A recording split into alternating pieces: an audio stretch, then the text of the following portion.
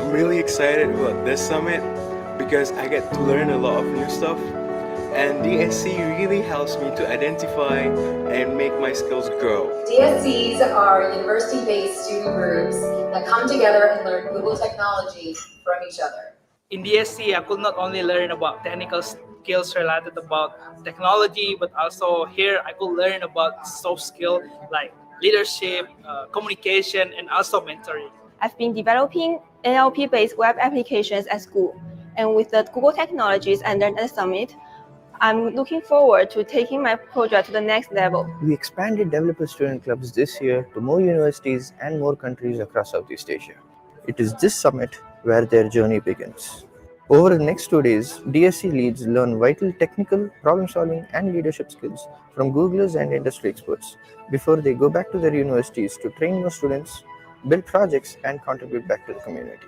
The most memorable part of this summit is when we met other DC leads from different countries, learning their culture and sharing the same goal, and that is helping our fellow students with the use of technology. The sessions that was most useful for me was how to build community, how to focus and respect the audience. It's crucial that students are able to see the big picture and prepare themselves for their professional career. And that's what DSC does. It gives them a path for the future. The DSC journey helped me build my passion in one area of technology and grow my career.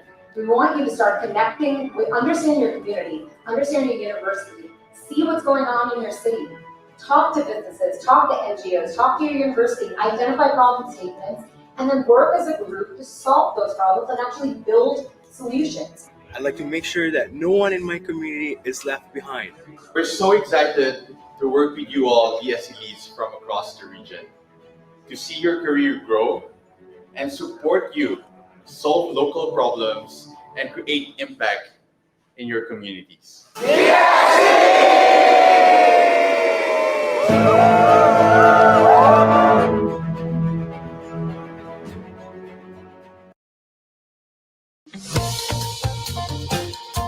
Developer student clubs train thousands of student developers globally and work with their communities to solve real-life problems. Google selects amazing students from across the globe once a year to be a developer student club lead and start a club on their campus. These leads believe knowledge is power and that technology can do extraordinary things for the world. They take on the responsibility to help students learn and empower these students to solve real problems around them. Join us in building a global community for students.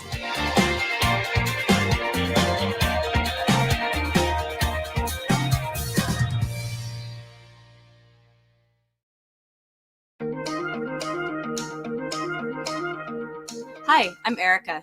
And I'm Komal. We're from Google Developers, and here to tell you about Developer Student Clubs.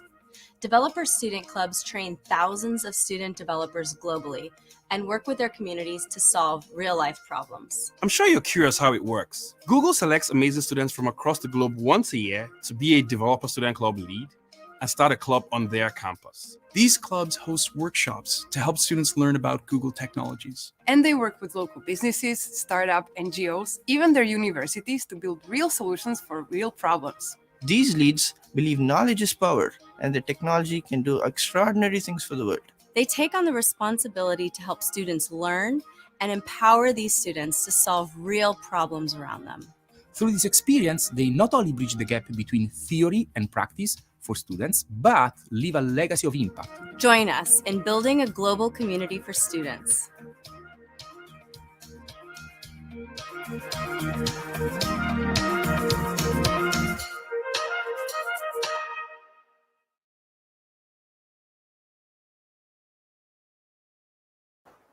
Well, I sent the email for the Cloud Study Jam last week on Friday. I was shocked that in less than 5 minutes, we actually had about 30 people signing up for it.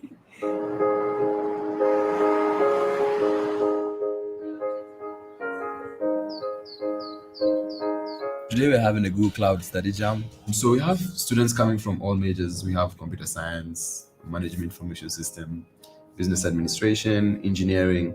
And the idea is they kind of have the interest to get to know more about technology, but they don't know where to start. So as DSC, that's where we come in. We're going to do the first 2 labs. We're creating a virtual machine and using the G Cloud and G Cloud shell. So it's pretty much exciting. So your virtual machine was like a house, right? And the SSH is like a gate, like an entry point into the house that you created. Had any experience with? I'm the patron to the Developer Students Club. The issue is that computer science classes provide some level of theory introduction, some level of practice, but then we want to let the students appreciate current technologies, state-of-the-art technologies, by introducing them through Developer Students Club workshops and seminars. So I wanted to go into web development. Before, I was not someone who actually likes like coding, that tech stuff. But ever since I joined DSC, I've actually started coding a lot and doing some projects on my own.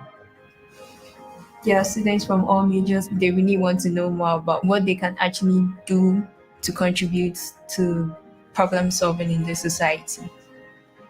Really love teaching people and making them realize that, oh, I can actually do this. That's one of the things that really give me the joy when I see that in people.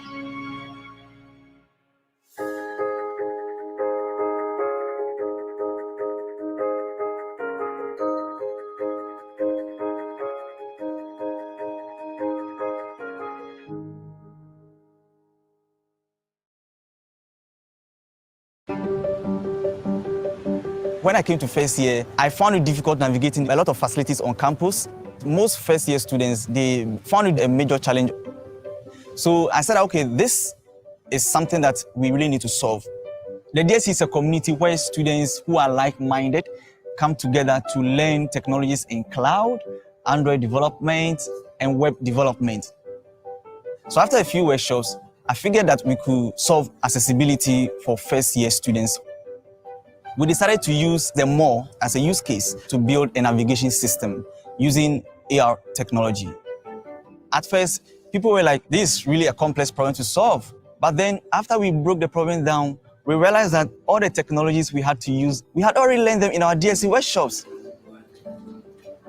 When I heard about it, I was like, David, I need to join this project because I was lost basically the entire first academic year. And that's what DSC does. It gives you a project and it makes sure that you are well equipped to work on the project.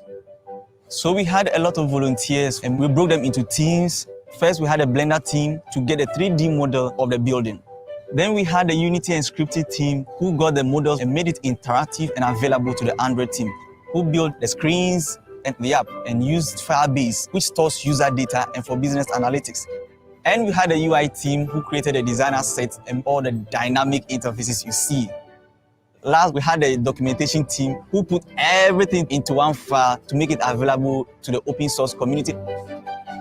My name is Paul. and I study chemistry. I got inspired by attending one of the DSC seminars.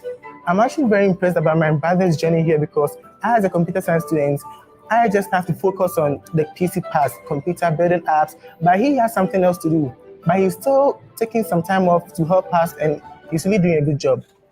Now I can build Android apps. That means I can use that as a part-time job and maybe chemistry as my full-time job, or maybe the vice versa. There were times that we had to meet in the evenings. There were times we had to meet early in the morning just to get the project working.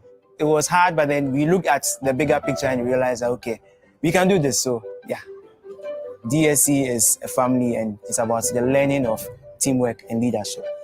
What we've built is not a perfect app, but we've come a long way by being able to use the knowledge that we gain from our DSC workshops. My God, this is cool. Who wouldn't love this?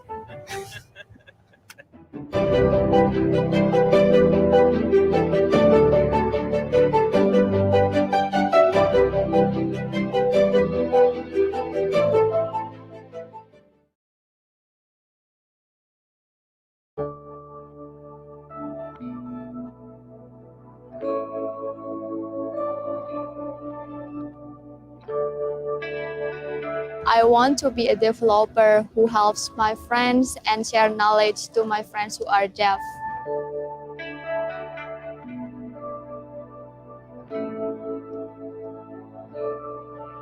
I really want to learn Android deeper to make new applications that will help my friends with disabilities.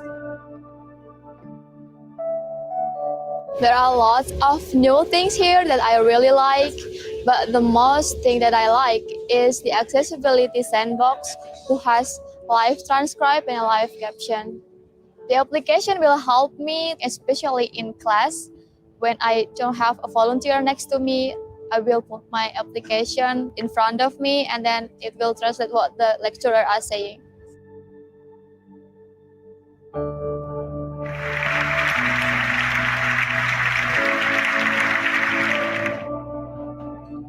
I'm really happy to see new people across the world with amazing stories.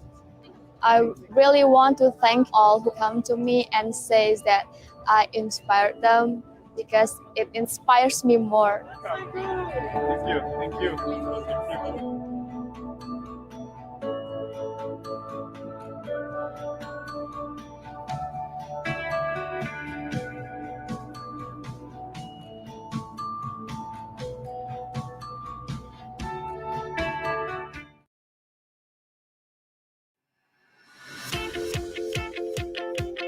妖怪ウォッチワールドは自分が移動しなくても他の人に憑依して遊べる。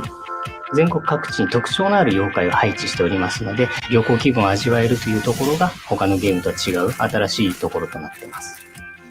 自分のいるテリトリーだけではなくて、全国各地が舞台になるというところが、やはり位置情報ゲームを使った一番の魅力じゃないかと思っています。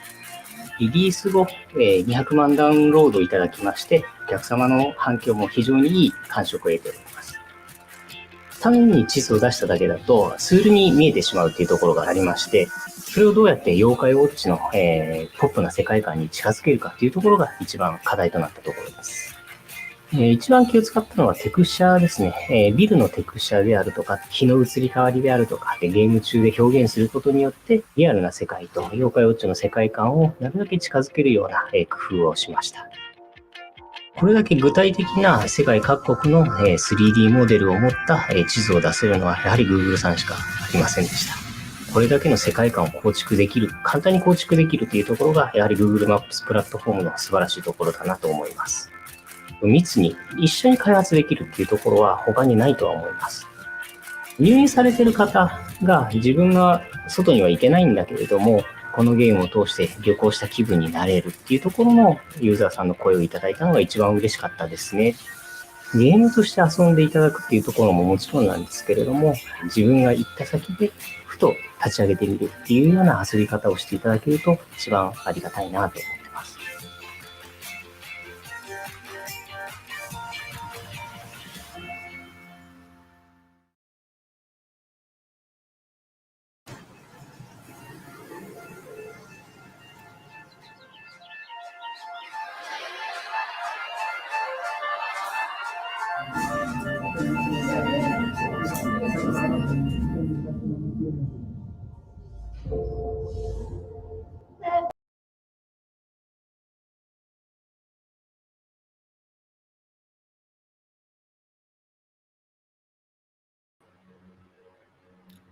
All right, hello, hello, hello. Ladies and gentlemen, I wish you all a very good morning.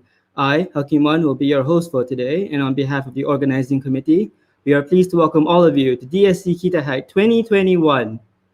First of all, a brief introduction on this momentous occasion. DSC KitaHack is a supplementary event towards Solution Challenge 2021. In this KitaHack, participants will be guided by experts from the industry to create, innovate, and demonstrate ideas and solutions that will serve as the foundation for the future of our industry. To further showcase what I'm talking about, please feast your eyes on a special video we have prepared regarding the introduction to Solution Challenge. Take it away.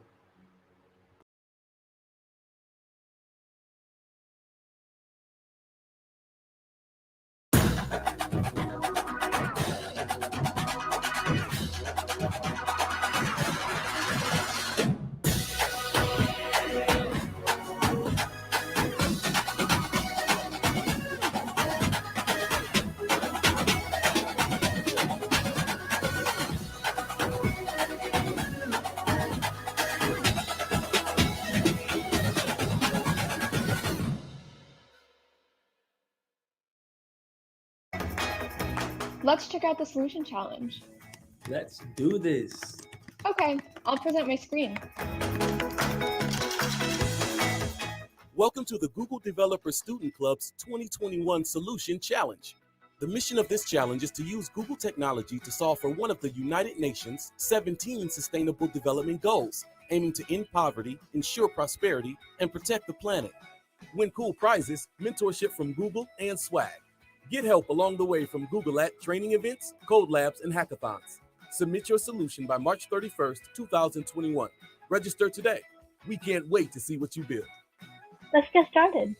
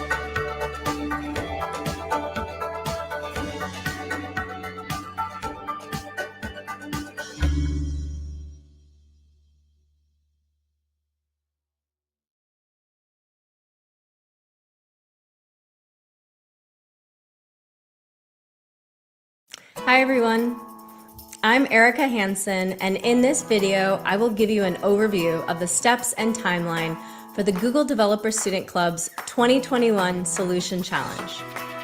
The Solution Challenge is an annual contest that invites students to develop solutions utilizing one or more Google technologies. This year's mission is for students to solve for one or more of the United Nations' 17 Sustainable Development Goals.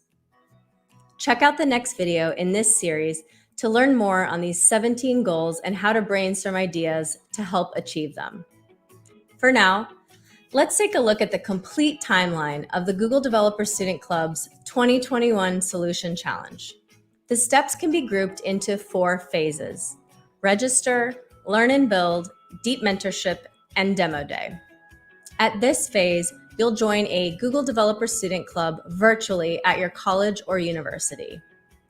If there is no club at your university, you can find the nearest one to you by checking our online directory. If you are joining a club outside your university, make sure to team up with at least one student from that university in order to be eligible to participate in the Solution Challenge. Once you are a Google Developer Student Club member, it's time to register your interest at goo.gle/Solution Challenge by submitting the form. Now you can form a team with up to 4 students from your club.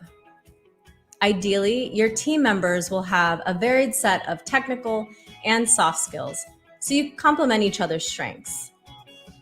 The next phase is where you'll select one or more of the UN 17 Sustainable Goals to solve for. And now it's time to start defining and building your solution. We've created a series of videos to guide you through this process. They offer references to many technical resources available to you, so be sure to check them out. And remember, while you design and build your solution, you can always get guidance and assistance by posting a question on the mentorship platform Partheon, where Google developer experts can help you overcome the obstacles you face along the way. Once you have built your solution, gone through user feedback, and reiterated your code, it's time to record a demo video. The video should be 2 minutes or shorter and showcase your solution in a clear and exciting way. Both your solution and the demo video should be submitted by March 31st through the Solution Challenge website. At this stage, the Solution Challenge team of judges will review and rank all the submissions from around the world. You can check the judging criteria on the Solution Challenge website. The top 50 solutions will be announced and invited to join the deep mentoring phase. This phase is designed to fine-tune and improve the top 50 solutions. These top teams will receive mentoring from Google and Google developer experts. Once completed, these top 50 teams will resubmit their improved solutions and their improved demos to compete for a spot as one of the 10 finalists. These top 10 teams will win an array of prizes, among which are a 1-year subscription to Pluralsight, swag, and additional customized mentoring from Google and Google developer experts. The top 10 teams will also be invited to present their solution to Google and developers all over the world, live on YouTube during the 2021 Solution Challenge Demo Day. During Demo Day, the judges will watch the top 10 demos and interview the finalists. The final 3 winning teams will be announced live during the event, winning all the prizes included in the top 10 category, along with a Chromebook and a private meeting with a Google executive. The Google Developer Student Club Solution Challenge is a great opportunity to learn the latest Google technologies and kickstart your career by learning through doing. You'll be collaborating with Googlers and Google developer experts on your way to building a great solution. In the next video, we will explore the UN 17 Sustainable Development Goals and show you some ways to research and brainstorm solutions aligned with these goals. Thank you for watching, and I can't wait to see what you build.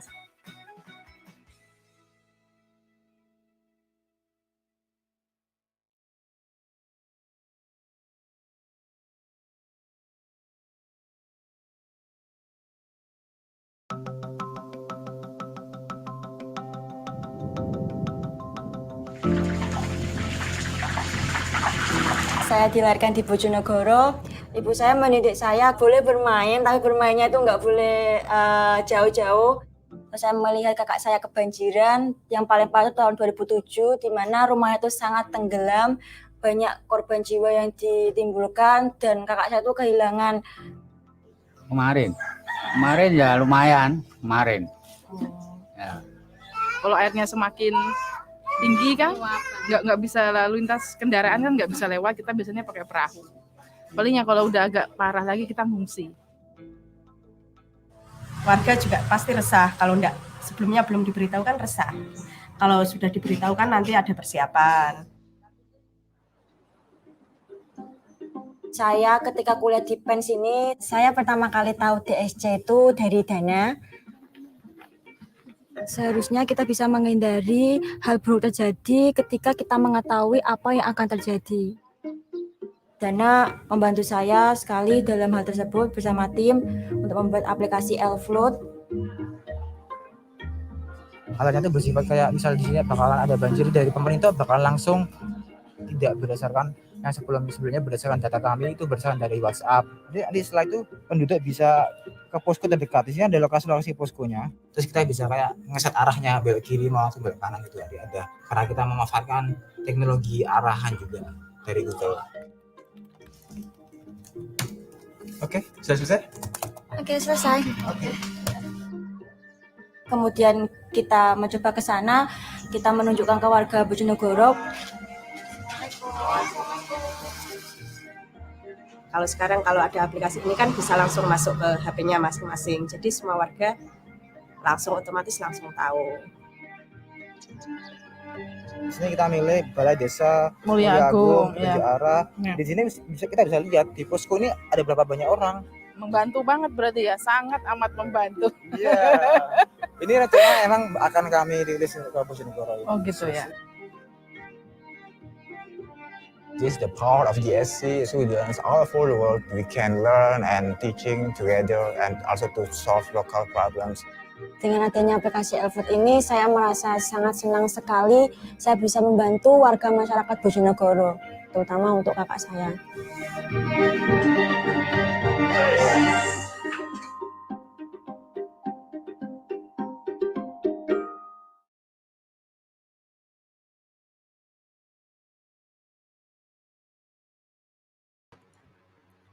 Well, how about that? I feel inspired already. However, I'm sure we're all still dying for more detailed info on what this solution challenge actually is, and what better way to get it than from the mouth of the co-lead of DSC's very own KitaHack. Let's welcome Kwong to the stage, everybody. Give a round of applause. Hi, everyone. Yep. So, again, welcome everyone to DSC KitaHack 2021. We are really excited to have all of you together with us today, especially on some public universities. This is still a holiday. For some private universities, this is like assignment week. So we are really honored to have you here, to have your time, giving out for us and so on. Yep. So let me just start by giving you guys a little introduction to DSC Malaysia. So before I start anything, can you guys at the comment section tell me what do you think a DSC is? It can be like developer student clubs, or you can say that what DSC does and so on and so forth. I'll give you guys a little 30 seconds or so.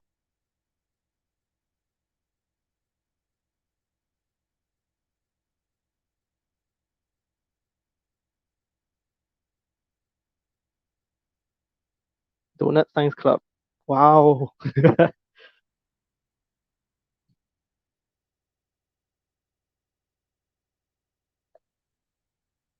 Okay, so let me just go through. So developer students clubs are basically university-based community groups for students interested in Google developer technologies. So all students from undergraduates or graduate programs, as long as you have an interest in growing as developers, you are welcome. So by joining a DSC, you can grow your knowledge in peer-to-peer learning environment and then build solutions for local business and then your communities. So in short, developer student clubs help students bridge the gap between theory and practice. So what you learn at the universities, you need somewhere to apply. So DSC provides this place for you to apply what you have learned. So, like I said just now, why is DSC good for you? So first is, of course, your connections. So via DSC, you can connect from students all around the country or probably all around the world. And then, well, when you interact with people different from you, you get different ideas, and of course, you broaden your minds and broaden your horizons, and of course, your solutions later on or your work later on will be more encompassing on everyone. And second, of course, you will learn a wide range of technical topics where new skills are gained through the hands-on workshop. So as many of you know, DSC has things like fireside chats, have workshops, and so on. So from here, you can learn, and then later on, you can grow. So from our research, not research, so our surveys and so on, we realized that students that participate in DSCs during their university days actually have stand a better chance of getting a job later on in the companies, in the industry. So there are 17 DSC chapters in total across Malaysia. As you can see from the screen here, these DSC chapters, you can find your DSC chapters around you and of course join them and so on. So there are so many DSC chapters. How do we combine them? How do we combine like all the expertise of all these chapters? So for let's say UM focuses more on let's say DevOps, MMU focus more on Flutter and so on. So that's why we have DSC Malaysia. So DSC Malaysia is basically a cohesive collaboration of 17 DSC chapters across Malaysia. We aim to create a significant impact on our national community, which means everyone, including you that are listening right now. So our goal is to impact student developer communities through organizing events. So currently we have this event, the KitaHack, and previously we have the fireside chat. And then from here, we prioritize solving local community problems on a nationwide scale. Okay, so before I go through on anything else, I will just take a look and introduce you guys to the Google Developers Network. So from here, you can see that there are 4 elements. There are experts, Google Developer Experts, GDEs. We have Google Developer Groups, GDG. We have Developer Student Clubs, which are DSCs, and Women Tech Makers. So for more details, please go to developers.google.com to look at all this. What I want to focus here is Google Developer Experts. So there are 225 experts in the world. 5 of them are in Malaysia. And of course, another fun fact is that of the 255, we are extremely honored and lucky to have 4 of them with us at this event as our judges and our mentors.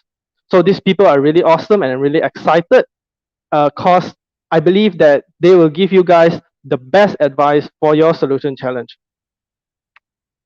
Okay, so now I will give a little brief introduction on the DSC KitaHack and the solution challenge. So some little interaction here. So have you guys heard of the UN SDGs before this year's solution challenge? If yes, where? Okay, as the same, I'll give around 30 seconds for everyone to answer the question.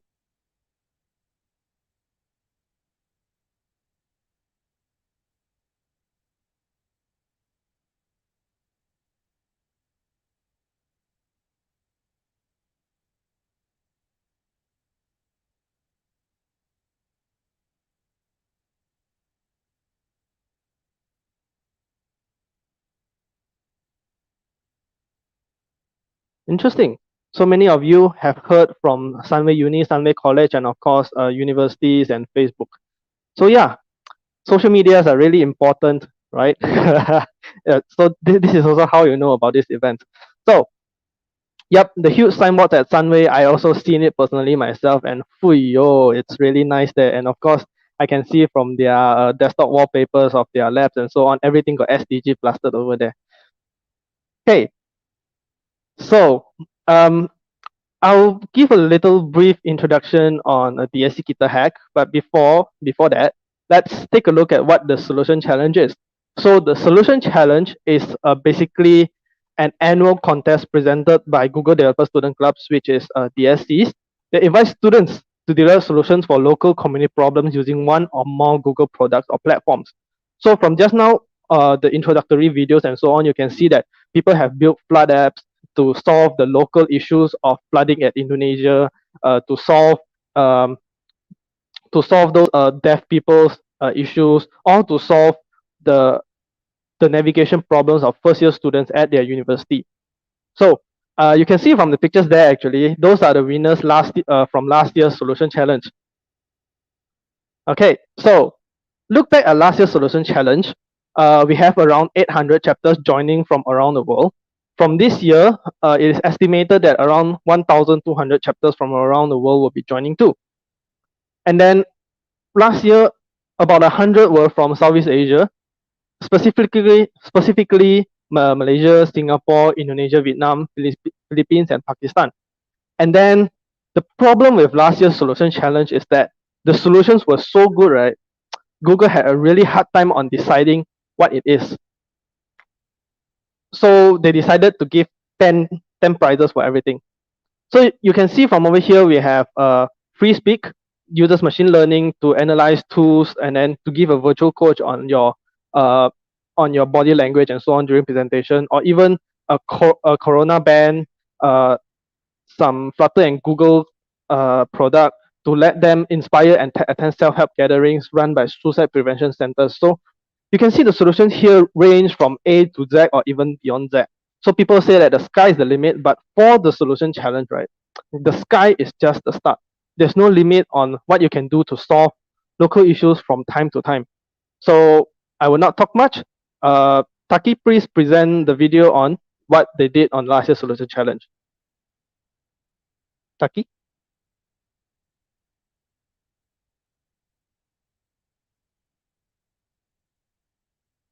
Hello?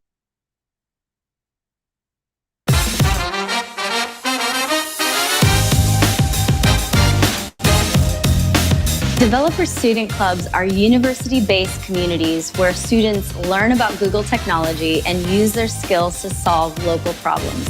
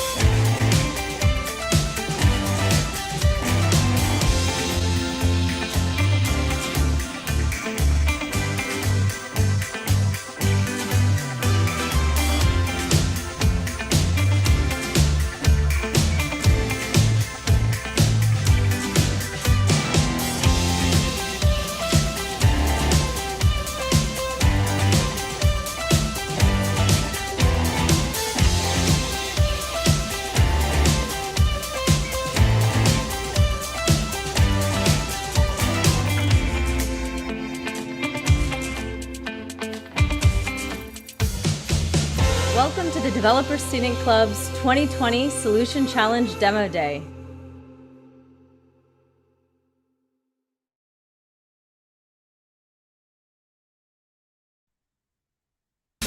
Okay, so yep.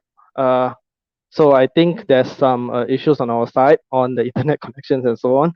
But yeah, you guys can take a look at the Solution Challenge Demo Day video at the screen, at the link at the screen there. Of course, if you have a phone, you can just scan there and so on. Okay, let me just continue my slide. Okay, so let's take a look at this year's theme.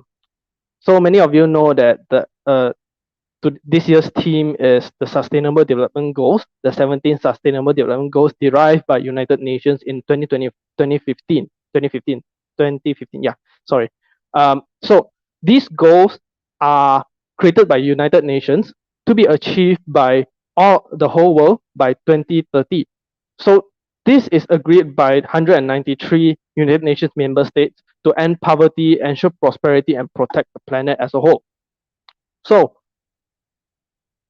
how are the SDGs interlinked? So just now from the slide just now, you may see that these goals, maybe it is not intercorrelated. I can't really see how it's related. And maybe someone asked me, oh, to just select one goal and then go focus on it, just don't care about the other goals and so on. So from here, I will tell you that how the SDGs are interlinked, and of course, how the decision at one part affects the other side. So here's a storyline for the 17 Sustainable Development Goals by one of the speakers at APUF, Asian Pacific Urban Forum last year. She's called Mary Jane Ortega. Okay, so the first is SDGs are a global effort that involves everyone at each and every stage. How is it? So SDG 1 is to end poverty and SDG 2 is to end hunger. So when one is poor, of course, one is usually hungry. And from there, we can say that it is impossible for them to achieve good health and well-being, which is SDG 3. So when the stomach is empty, nothing can enter the brain because you're constantly thinking, "Ayo, I'm so hungry, I'm so hungry." So, but if the first three goals, no poverty, zero hunger, good health, and well-being, all these three goals are achieved, then we can use SDG 4 to receive quality education, and of course, learn to respect others and internalize SDG 5, gender equality. Okay, so this is one section.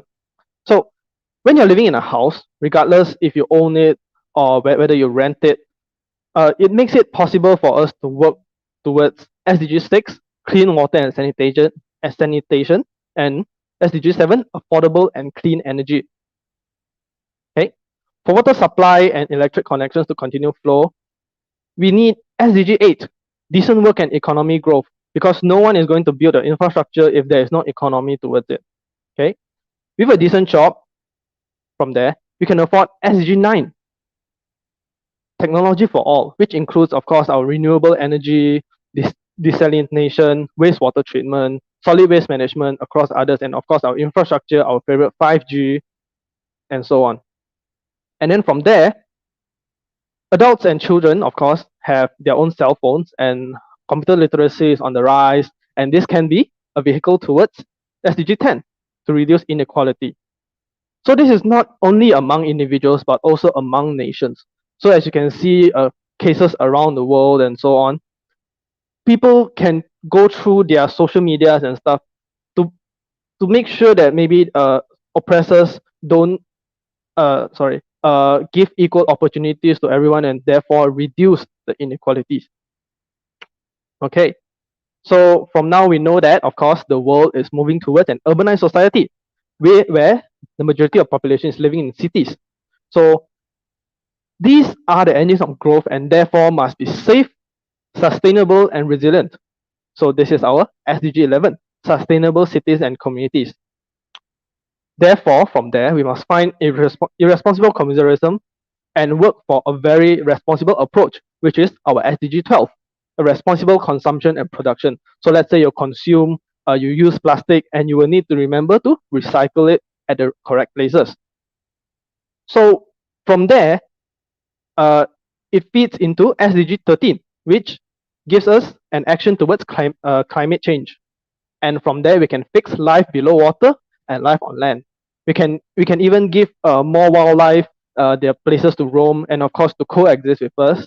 And of course, life below water. Let me give a really good example is that since the MCO of our Malaysia, right, you can see that most of the major rivers in Malaysia has already been cleaned up. Why? Because there is no consumption and production.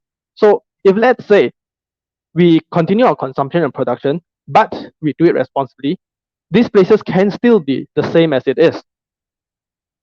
Okay? Okay, so next is, so let's just make a small conclusion here. When we address poverty, hunger, quality education, gender equality, our basic needs that require water and salination, energy, and then we provide decent jobs to be able to afford basic needs and more such as technology, devices, and so on, we can reduce inequality. If our cities are safe, sustainable, and resilient, with responsible consumers as citizens, yeah, this is very important, responsible consumers as citizens, and have a heart of preserving the environment, ocean, earth, and air that we breathe, we can stop climate change. So, after I said so much, this can go towards peace on earth that has peace, justice, and strong institutions around the UN countries. Okay, and then this can only be attained through our last SDG, partnerships and networking, as a mechanism to achieve every sustainable development goal. There are 169 indicators, and these are harder to remember, but slowly, when we work SDG for the upcoming 9 years until 2030, we can refer to them, and of course, we hope that our countries can say that, oh, we have achieved our goals for SDGs. Fuyo. Yeah. So imagine such a world that there's no poverty, zero hunger, everyone is in good health and well-being, quality education and gender equality is everywhere. There is no quota for, let's say, genders, or there is no stigma towards genders. There is clean water sanitation for everyone. You have affordable and clean energy, especially clean energy. You have decent economic growth. so you don't need to be worried about what you need to eat for the next meal. And then all of this prosperity is fueled by investments in the industry, innovation, infrastructure. And of course, this has helped to reduce inequalities. So like let's say Coursera, it will help reduce inequalities. Why? Because it provides education to everyone.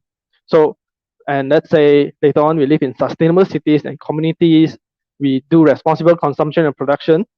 All of this will be healing our world, doing climate action. And of course, fix life below water and life on land. At the end, via strong institutions, we can have peace and justice and partnerships for the goals. So yeah, this is my little story about the SDGs and some story at some questions for the audience. So after listening to me talking yada yada this much, which SDG resonates with you the most and why is it? So as the same, I'll give around 30 seconds for everyone.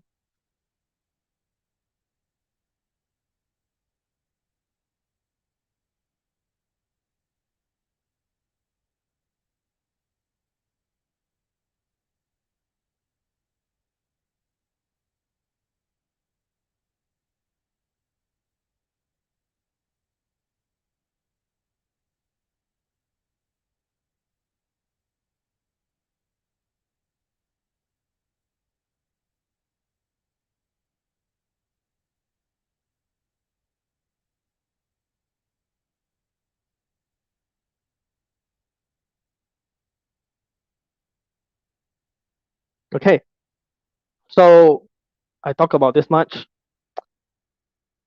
and of course, let's talk about some prizes at the solution challenge. Okay, so for the solution challenge, all participants will definitely receive a Google Developers Digital Profile badge, which of course one of them will be handed to you after this event if you are joining this event, and an official certificate. And if you register early enough, I don't know if now is early enough or not, you will receive some Google Cloud credits for your idle development on Google Cloud. And then from there, the top 50 teams will receive customized mentorship from Googlers and experts, which means those people working in Google and Google Developer Experts, GDEs, to take your solutions to the next level on how to impact the world. The top 10 finalists from there will receive some additional mentorship, some swag, and then a 1-year subscription to Pluralsight. So as a personal experience, Pluralsight is a really, really good website for you to upskill yourself and to learn some really, really niche stuff. For let's say personally, I went on Pluralsight to learn about quantum computer programming. Yeah, so this is something that is very niche that you can learn at Pluralsight.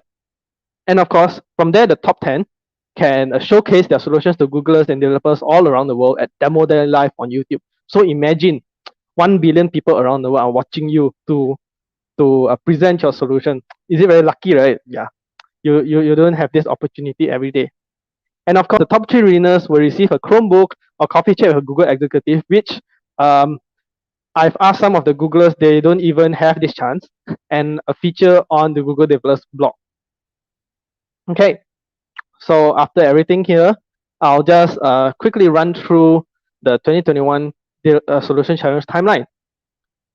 So, of course, getting started to join the developer DSC and then register for the 2021 Solution Challenge by submitting a form. If you don't have a DSC chapter on your campus, you can just connect with any DSC chapters around Malaysia, and of course, they'll be very happy to help you on getting your solutions there. And then form a team. So as long as you have a team member in one of the chapters, then it's okay for you already. And of course, to select a SDG goal that I said just now, and then identify a solution, learn and build, and then test your solution and iterate. So KitaHack here allows you to do step 1 to step 8 in 2 days. Yeah, damn shocked, right? Puyo. Okay. Anyways, you need to after that you need to record a demo video and then you submit by March 31st. And then at May, the top 50 solutions will be announced, and then they will receive deep mentoring around 2 months. So from May to June. And in July, we'll announce the top 10 finalists, and the top 3 winners will be announced live on YouTube. So we don't really know that whether this year there will be a sponsor to fly to US, but for the last few years, the top 10, if I remember correctly, the whole team will be sponsored to Google to present their solution on stage at Google HQ. Okay, so this is the solution challenge. So you are joining KitaHack, right? So what is KitaHack? No, you don't hack Google, okay? So KitaHack is basically a supplementary solution.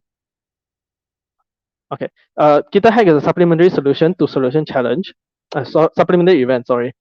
From here, you can refine your ideas by presenting it to experts, like I showed just now. Those are the experts there. And you compete with your local students to know that, oh, I'm better than, I'm quite good in my own country already. I can go and participate in the solution challenge and probably win something, make Malaysia proud. Malaysia boleh. And then you can win stacks and many more. So DSC KitaHack has a really diverse panel of mentors, judges, and speakers. So you can see that we have mentors which are all GDEs. If you remember correctly, all of them are GDEs at Flutter. So if you are a Flutter fan, lucky for you, yay! You can ask them on anything about Flutter and of course some about web technologies. And our speakers, Norman and Dara, will also be speaking on their experience on startups and hackathons. And our judges, we are very proud, we are very honored to invite some of them. As you can see, some of them are not even working in the tech world. So we are doing this in order to have a really balanced judging and everything towards the solutions. So two of them will be judging based on the sustainability, and two of them will be judging based on the technical part. So, Kwang, you talked around so much already. So after KitaHack, what? You talk so much. Now I do KitaHack for what? Okay, so the thing about KitaHack is, of course, you can receive mentorship from our experts there.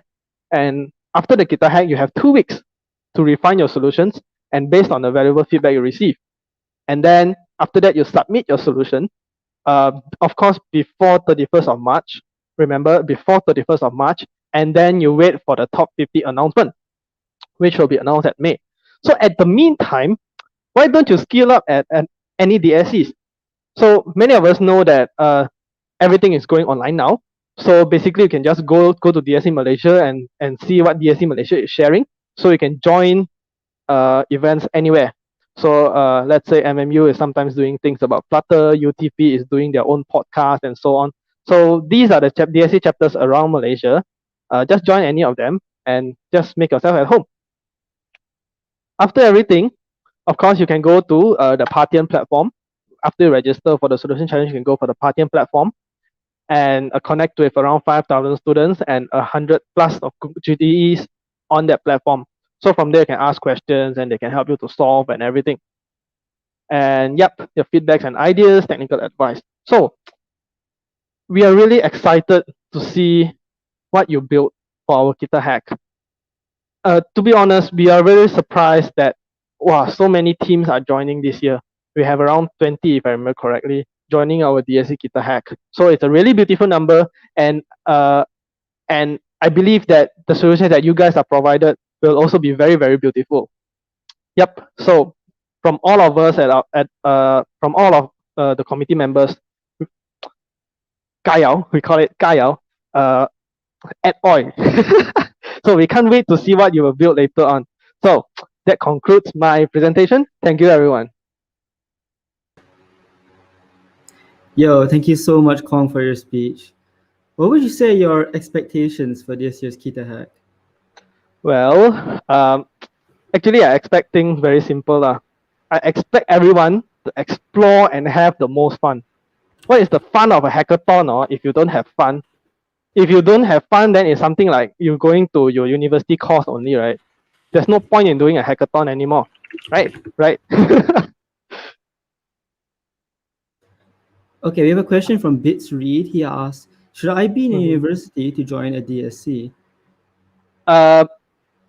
It depends on how you define this problem, but for me, I assume that you are asking to join DSC activities. No, you don't need to be in university to join a DSC. As long as you go to probably a DSC page, you go find the lead, you ask, hey lead, can I join your DSC, your activities? The lead say, okay, no problem. Then you can join. Wow, so easy one. Yeah lah. And sometimes, right, you don't even need to go and approach them. They will broadcast their event on their Facebook and YouTube. Yo, that's cool, man. I love how they're like promoting themselves and showing themselves to the world, you know? Yeah, it's really inspiring looking at these leads, trying to do impact on their Definitely, man. communities and so on. Yeah. All right. As I don't think we have any other questions, let's Mhm. finally, before you go off, do you have any advice for the participants watching for this is KitaHack? Advice. Actually, advice also very simple lah. Just hack away. Everyone is here. Yeah, just hack away. Everyone is here to help and support you. And most importantly, just have fun. Our mentors are individuals that are very passionate about their own technologies to help everyone along the way. So, fun fact, trademark TM. Fun fact is that to be a GDE, a Google Developer Expert, you need to do a number of community services and, of course, be passionate enough towards their technology to be qualified for GDE. So you can know that who you are. They are very passionate, that they get recognized by Google also. And of course, dare to fail. My first few hackathons I also never win before. So from there, when you make mistakes, you learn. When you don't make mistakes, then it's like, oh, I go and then I win something and then I'm happy lor. But you don't learn anything. So make mistakes, explore things that you have never explored. Yep, that's for me. Definitely, man. Thank you so much for your answers, dude. And thank you for your speech. All right, everybody. Let's once again thank Kwong for his time. Moving right along, please lend me your ear as I brief all of you on the specifics for this year's KitaHack, as well as our agenda for today. For this event, we are proud to announce our lineup of mentors that will be a guiding light towards each and every one of you today. Allow me to introduce them to you. First up, we have Mr. Saurabh Arora, a Google developer expert and senior engineer at Viki, working on both mobile and television applications. He's only been on the team for 4 years, yet has already won an Android Excellence Awardee, as well as been instrumental towards the Viki app being nominated for the Google Play Awards. Next up, not to be outdone, we also have Ms. Pooja Baumik, a senior engineer at Bounce.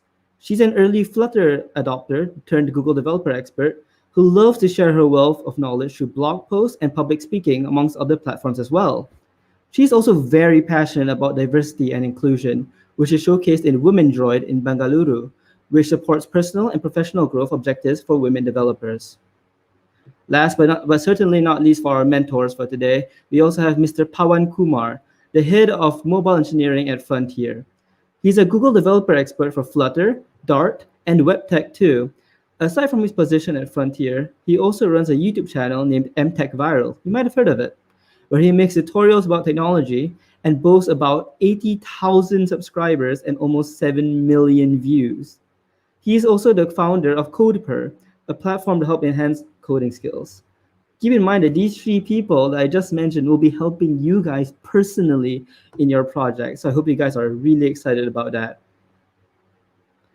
But we're judges, which will be critiquing your projects, and what a lineup it is. First and foremost, we have Dr. Subarna Sivapalan, a director of the Center of Excellence in Teaching and Learning at the University Technology Petronas, or UTP for short. She's the recipient of the National Eco Lecturer Award and is the vice chair of the Education for Sustainable Development Association of Selangor. Next, we have Dr. Reynard Siu, the advisor to Cent GPS, who is responsible for advancing the organization's work in the field of climate change and sustainability. He is a member of the WEF Expert Network Group, serves on the WEF Global Future Council, and a community champion for Southeast Asia and a global lead for the Global Shapers Climate and Environment Steering Committee. Third, we have Mr. Vin Lim, the co-founder and CEO of Green Room, which is a leading mobile and web application development company. Together with his team, he specializes in cross-platform application development with technologies like TypeScript, Angular, and various modern web technologies. And finally, we're going to close it off with a bang. We have Ms. Dara Tumanbayeva. If you haven't heard of her, she's a software engineer at FAANG level company based in Madrid, Spain. In the past, she's also been a software engineer and data scientist at SEEK Asia, which is an Australian company based in Kuala Lumpur, for about 2 years. She'll be judging your solutions based on her experience of participating in more than a whopping 30 hackathons. So she's been in your place before, and she knows exactly what you're going through. If I were to generalize all of that information in one sentence, I just say that we're in the presence of industry giants who have taken time out of their day to be with us and lend their guidance. So I hope each and every one of you takes this opportunity to learn and grow as the members of the future of this industry. Now, let me briefly talk to you about the judging criteria for this event, as I'm sure those of you who are very competitive would be very interested in this. It's split into two categories, that being impact and technology. You can think about this as theory versus execution. On the impact side, discussions will be made on how your entry establishes a clear challenge focused on one or more of the United Nations 17 SDGs, or Sustainable Development Goals, which Kong discussed earlier in his speech. How effective does your entry address that challenge, as well as discussing about the next step of your project? Does it lead to a dead end, or can it blossom to so much more? So your future cannot just lead to a dead end. It has to also develop into something much more. You have to have plans for it. How much more can it develop? That's all the stuff that the judge will be looking for in your entry. On the technology side of things, what we'll be taking into account is whether your solution implements all the technological components needed to solve the challenge, as well as if your team has made an effective product and made technical decisions for it. The impact comes to a total of 40 marks, whereas the technology comes at 20 marks, coming to a total of about 60. The team with the highest score at the end wins. However, it is important to note that, come on guys, the biggest prize here is the experience and knowledge gained through this event, as well as any networking opportunities we make along the way. So please everyone, keep the competition friendly. To close out my briefing for you guys, I would also like to briefly go through our agenda for today. After this, we'll be having our first break session until 12:05 p.m. Please take this time to have your lunch and recharge, as well as maybe start discussing your project if you haven't yet. Don't get too immersed though, as we'll be having our first speaker session after the break with Mr. Norman Ng, the CTO of Dr. On Call, who is someone with a massive 10 years of experience in engineering, telco, data analytics, strategy, and business consulting to boot. So that guy's been everywhere, man. He has a finger in every pie. Afterwards, we'll be having our second break session at around 12:50 to 1:20 p.m. Once the break is over, come back here for our second speaker session with one of the judges mentioned earlier. I hope you guys can guess who it is. It is, of course, Miss Dara. She'll come on by and tell you guys the secret to winning hackathon based on her aforementioned 30 hackathons she has attended. So if you guys are new to hackathon and want to know more about the experience of being in a hackathon, you do not want to miss this speech. Both speaker sessions will end with a short Q&A session where you guys are free to question and buzz them about any interesting queries you may have. After Ms. Dara's talk, we'll have our third and final break session until 3 p.m., where the scheduled mentoring session will begin until 5. As stated earlier in the group leaders chat, we have received far more teams than we have expected. So we'll be changing this from an event where you have to book to one where we preset your times and mentors. If you would like any of that to be different when we set it for you, whether that be changing the time or changing the mentor, just let us know at the leaders chat and we'll see what we can do. Take note that all the speaker sessions, one by Mr. Norman and Ms. Dara, will be held here at the current YouTube live stream you're watching. But the mentoring sessions will be held over on Discord, on your voice channel, on your team voice channels. So team leads and participants, please keep your eyes peeled to the Discord in case any deals and announcements are announced. Any further questions regarding the event agenda and details are to be directed towards the Ask the Committee chat channel on the Discord. Before the break starts, let's have a final 10-second countdown to start the show. So let's bring it up.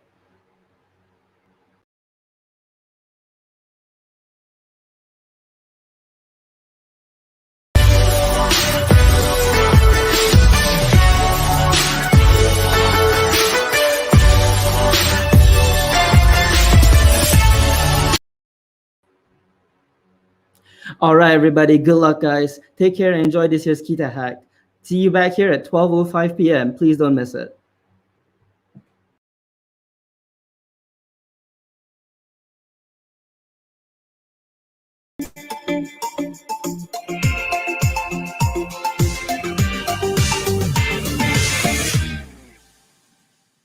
so next up, we're going to welcome the next team. So this is a team based in Hong Kong, and so it's Team PieCare. And Kate's going to be sticking around with us and going to ask the team a couple of questions as well. And you can continue to add any questions you have for the next team. So this is PieCare. Let's take a look at their demo. A super aging society is arising in Hong Kong and many Asian countries. Aging in place are recognized to be the key element to build an elderly-friendly community by many governments. However, there are several problems hindering us to order caretaking services for our parents. We went through design sprints to recognize the problems and solutions. Introducing PieCare. It is a healthcare matching platform to connect family members, elderly, and caregivers. First, services provided for home care are very fragmented among different parties, making one hard to find them from different channels. Services demanded include home care to home cleaning to elderly dieting. We decided to gather these 7 product lines in our platform, making the ordering easy with just a few steps. Second, researchers show that 20% of family carers hesitate to hire caregivers because of financial concern. Traditional industry players charge high service fee. By adopting a platform and light capital model of lower service fee charges, we allow more people, regardless of social status, to get access to caregivers. Lastly, service quality is inconsistent and the whole experience in obtaining home healthcare services are bad. Ordering a healthcare service nowadays is a calling center model. Users encounter problems such as complicated ordering process, traditional payment methods, and poor communication with caregivers. While the existence of platform technology have transformed our lives, we're striving to be the Uber in healthcare as well. Machine learning are implemented to enhance the security and service quality. We bring in Google technology in our products.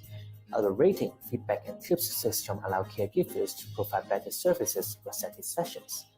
With other couples of functions such as content-based recommender system, we are striving the best experience for aging in place. Hello. Hi, Team PieCare. How are you doing? Doing great. Great. We're so happy to have you here. And we also have Kate, who's still with us. Hi, Kate. How are you doing? Hello, everyone. I am great. It is great to see another team creating with Flutter, and I am so excited to hear about your experiences. I actually used to work in senior living, and it is wonderful to see an app making changes in this industry. So I'm really curious first what the inspiration was behind your solution. Thank you for your question. And in fact, the project ideas came from a story of our team members. He hired the caregivers for multiple times when his mom was in later stage of cancer. So after the few years, this team came up together and dig into the problem of the elderly caring industry in Hong Kong. So we found that the industry is still using some call center model, which will bring us some disadvantage, like inconsistent quality of caregivers.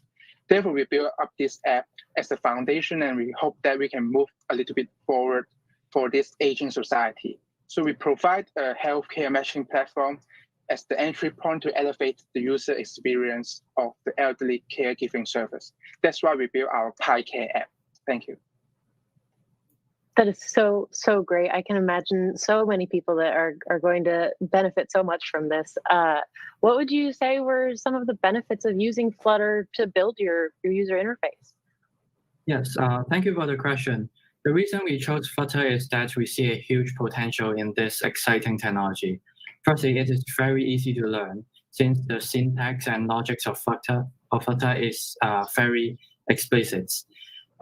Secondly, Flutter helps us develop apps with decent performance. Our app performs great even in older generation smartphones. On top of that, Flutter helps us shorten the development time. Since there is numerous amounts of preview widgets in this framework, our team could perform complicated features in our app with merely a few lines of code. Last but not least, Flutter works great with other Google products, such as Firebase. It makes us easier to expand the scope of our project, and we had a great time working with Flutter. Thank you.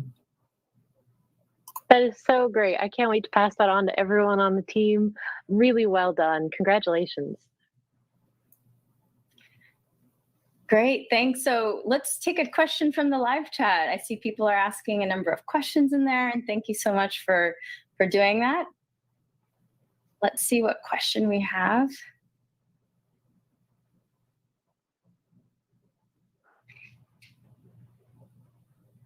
Great. So while they're pulling up the question, I did see one question about just how many people worked on the project. How many people were on your project team? I think it was the 4 of you, but they were wondering how many folks were involved in the process. So 4 people of us are taking in charge of team posts. So I'm leading the team while Alex, Anthony, and Thomas here are all leading in engineering, marketing, and operations. So we are a full functional team. Wow, that is great. That is really great. Great. So let's take another question. What was the hardest part to develop during the project? So actually, first of all, we tried to build a first prototype to our target users. And after that, we received some feedbacks. So like for the user side, we have some feedbacks like, is it possible for them to communicate earlier with the caregivers and know what's happened at home for the elderly? And they try to enhance our system and build a tracking system for the caregivers to click and use the chat room function. So for the caregivers, they can just click a button to indicate where they are heading home, moments arriving, and starting the service. And then for the users, they will know what's happening at home, and then they will increase the confidence level of using our platform.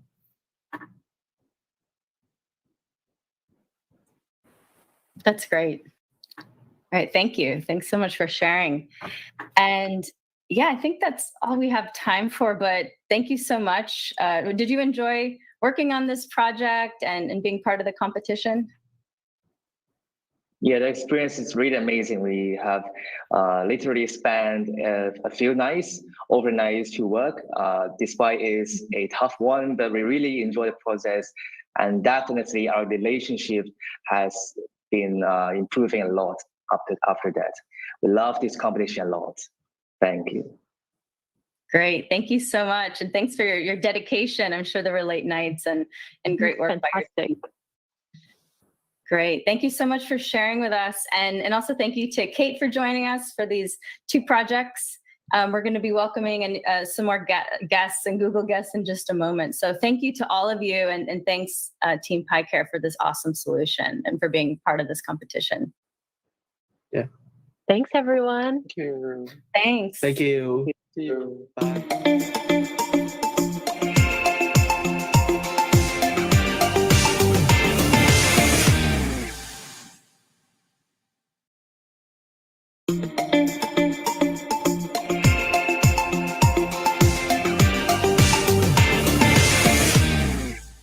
So next up, we're going to welcome the next team.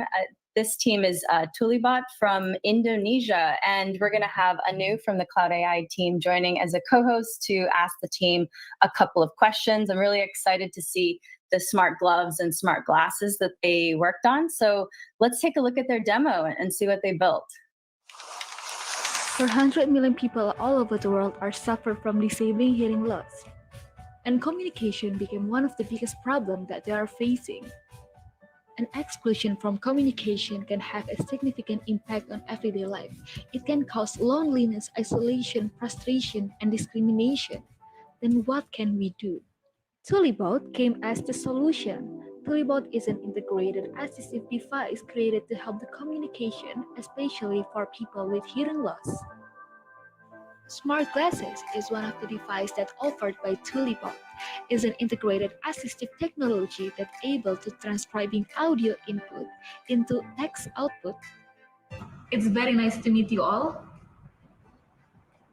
We are from Indonesia, and we are gonna do the best for the competition. Here's the demonstration of how Tulibot smart glasses working. How are you? Nice to meet you.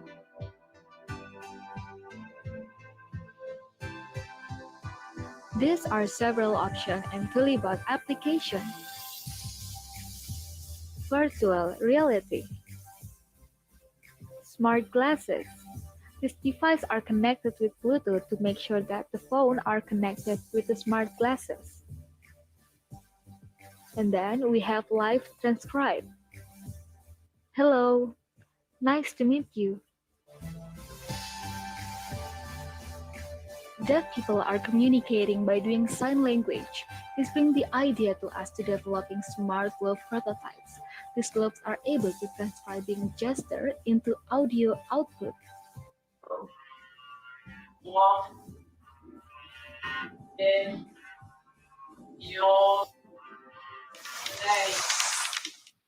Hi, everyone. It's good to see you, Team Telebot. How are you? Hi, great. Hi, good. Hi, I'm very good. Yeah. Good to see you. All the way from Indonesia, one of my favorite countries. Been there many times. And we have Anu, my friend, and teammate. Hi, it's good to see you. We're so great to close yet see so you. far. So, in New York. So thank you so much for joining us. You want to introduce yourself?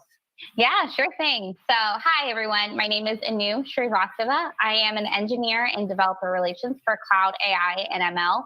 I'm also based in New York, and back when we used to be in the office, I used to sit next to Erica. But what I work on are some of the APIs you might have heard of, like Cloud Vision, natural language, and stuff that we'll see today. So my role is to bring the power of ML to app developers around the world. Great. Cool. So should we get started with some questions? Yeah. Let's get started with the first question. So I was so excited to see this app, especially with all of the APIs that you're using. Can you tell me what was the inspiration behind this, and how did you get started programming with all the hardware? So I remember that day when all of us are going to the cafe and we see that the waiters are deaf. We understand that the waiters are having a very hard time to communicate, especially with the customer. And then we also see the data in Indonesia that there are 40.5 million people in Indonesia who are suffer from disability hearing loss. And that was a very huge number.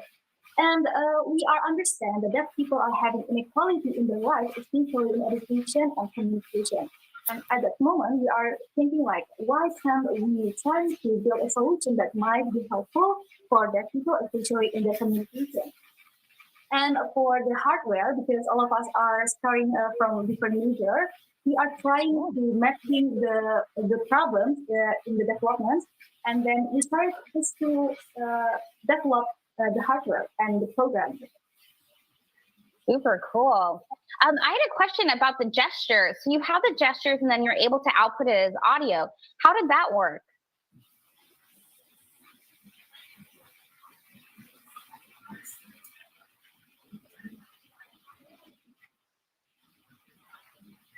Okay, I'm sorry. Okay, so there are several components in smart glove that we are using right now. The first sensor is flex sensor that stick in forefinger and thumb. And second is an inertial measurement unit, or EMU, is an electronic device that measure and report body specific force and angular rate using combination of accelerometer and gyroscope. Oh. The device then turns the finger movement into electric signal, which are sent to mini computer in here. In this case, it's Raspberry Pi. The board transmit the signal wirelessly to a mini computer that translate them into spoken word using speaker in here. At a rate about 1 word per second. Then regarding the learning step of the smart gloves, first, the reader need to repeat each hand gesture, something like 20 times, something like hello, hello, hello, until 20 times. Then the custom machine learning algorithm turn this gesture into letters, number, and words they represent. So I think that's how the smart glove outputting the spoken word audio. Very cool. So what's next for Tulibot?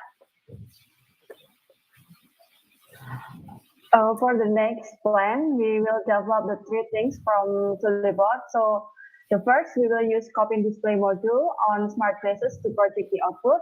So we will not use mirror anymore, and it will be more comfortable to use and less heavy. And for the smart tools, we will use material that are more comfortable to the for using for the users. And we already developed a new feature of the Tulibot application that is called group captioning. This feature can help deaf people when they are in a very large scope of communication, like seminar or something like that. So when deaf people are at such event and there is no interpreter, they will find it difficult to get information from the speaker. Using the previous feature would be difficult to use because nearby sounds would interfere with the sound from the speaker. So we provide a group chat that accommodates seminar participants and the speakers. The results of speech text from the speaker will be broadcast to each participant who is part of the group chat, and the deaf people can receive information from the speaker's live caption without any disturbance. So those are the three things that we will continue to develop. Wow, that's great. I'm excited to see what comes next. So now we're going to take a question from the live chat. So I've also been checking some of the questions. The question is, how much time did it take to make this fully operational? So how much time to make this thing fully operational is we are doing several trainings. Like I think it's a lot, and it's actually not 100% fully operating because there are still so many things to do to make these things work. And I think for now, for the smart glasses, it works 95% for the accuracy and stuff. And then for the smart glasses, I can say that the accuracy is for about 85%. Wow, that's great. Thank you so much for sharing. And this is great. We have to wrap up, but I really enjoyed hearing about your project and really enjoyed the demo. And I like the innovation with everything. And I'm just so impressed. And thank you for sharing your journeys and process with us. And thanks, Anu, for being my co-host for this. Thanks. Yes, thank you. Yeah, sure. Thank you, guys. Thank you. Thanks so much.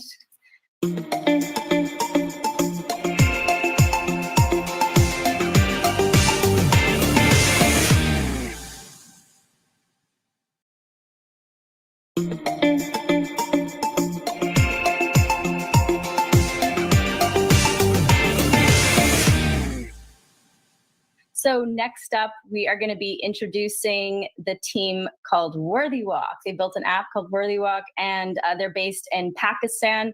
It's really cool. It definitely encourages people to have a bit more fitness and gives people incentives. So I definitely need that right now these days. So I would love to use an app like this. So we also have Kat from the Android team who's going to be joining us again to ask the team a couple of questions. So let's take a look at those demos.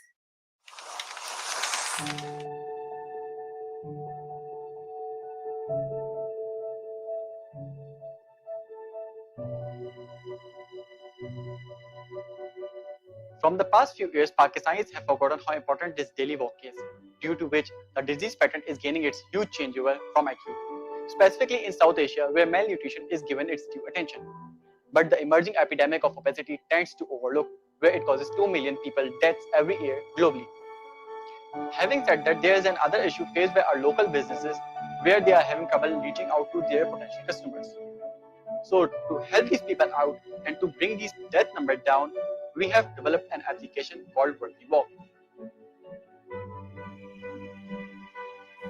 Worthy Walk incentivizes each and every single step you take for yourself with some amazing rewards with the collaboration of different businesses and brands. And for the gamifical unit, a leaderboard where users can compete for an amazing prizes provided by different local sponsors.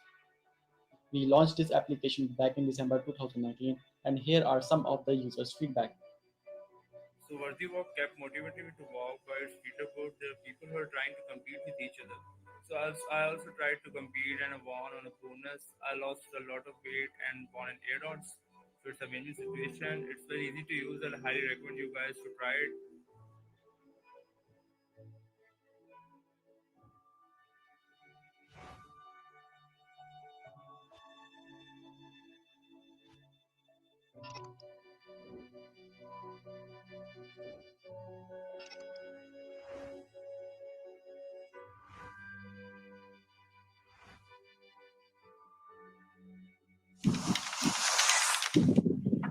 Hi, team. Hi, Team Worthy Walk. So great to see you here. I know calling in all the way from Pakistan. So happy to have you here with us. How are you all doing? We're great. Good. Great. Good to hear. And we have Kat, who's joining us again from the Android team. How's it going, Kat? Good. How are you? I'm doing well, thanks. Yeah, I know you have you took a deeper look at the project and had a couple questions, so I'll pass it over to you. Yeah, so congratulations. Great job on the app. I love the video and the testimonial that you included. And I really like how at the heart of the app, you're trying to encourage a healthy habit and also providing users with incentives and a leaderboard to get them motivated. So I'd love to know more about how you got the businesses involved.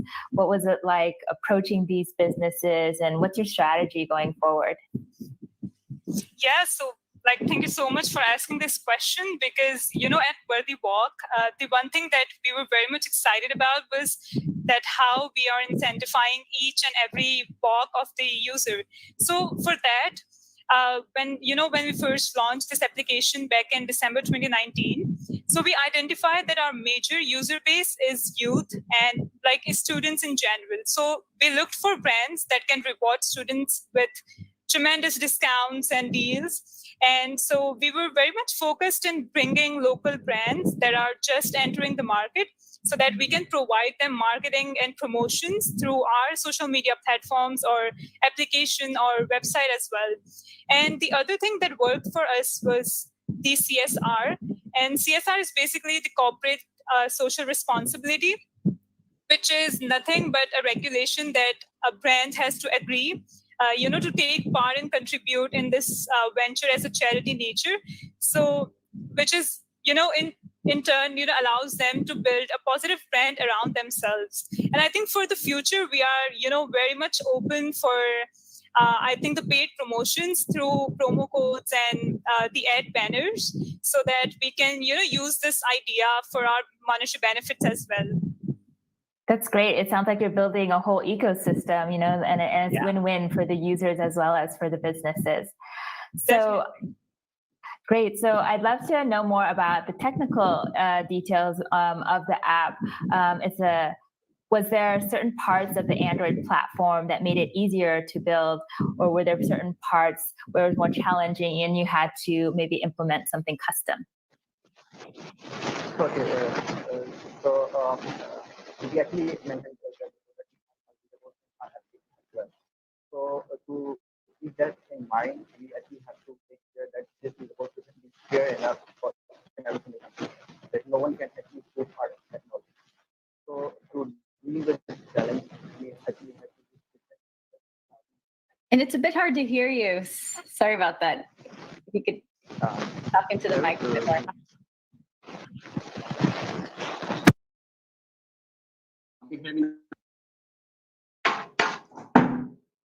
Yeah, I think that's Hello. Hi, we can hear you. Thanks. Okay. So keeping that in mind that we have a leader as well. So what we actually did, to keep this in mind, we actually have to see if competitors don't spoof our technology. So what we did, we actually use different sensors. We use GPS, we use accelerometer that no one can, that we can actually verify if a person is walking and covering some distance as well. So we use this technology. Obviously, to use this technology, we have to write a custom code as well. We have to set thresholds for a human being to walk, and we use different ratios as well to check how perfect the walk was. So yeah, we did this. We actually, this was the most challenging part, that we actually have to make this leaderboard as fair as possible. We used a Firebase as well, which was pretty easier to use, and it was really easy to use. And yeah, these were the technologies. Great to hear that insight. And yeah, it sounds like the part that you had a custom implementation for is going to be really a unique differentiator for your app. Great. So now let's take a live question.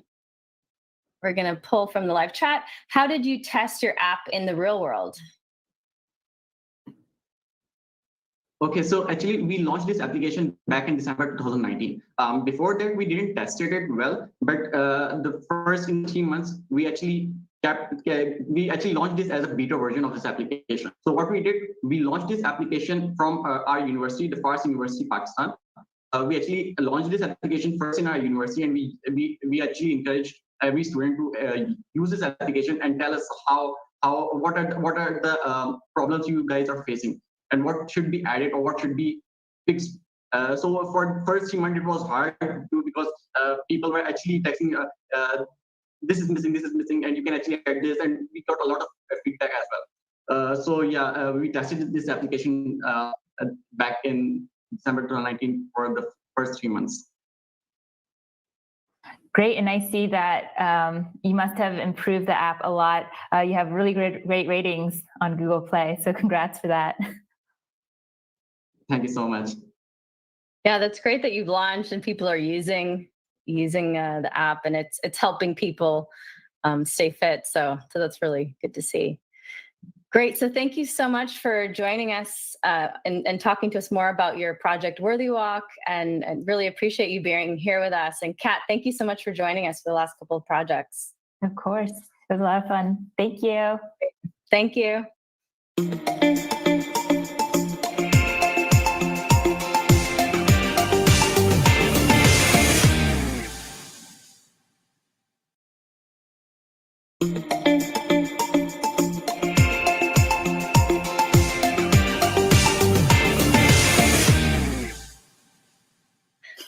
Awesome. So next up, we have the Emergency Response Assistant Project. This is in Ghana. And we also have Todd joining us to ask a couple more questions. So let's play the demo. Emergencies, although can be managed, are inevitable in our everyday activities. The effort of managing them has given birth to a major problem in our communities. The general public is so ignorant about emergency cases and the appropriate first aid procedures. Few emergency cases are reported to the emergency response team. Even if cases are reported to the emergency response team, they find a difficulty in locating the victims. The government and health authority is spending a lot of resources to address this problem. Is there a better solution to this problem? Emergency response assistance is a two-way system approach to solve the critical problems associated with the current emergency response system in Ghana. When there is an emergency in your homes, school, work, or public area, all you have to do is report your case.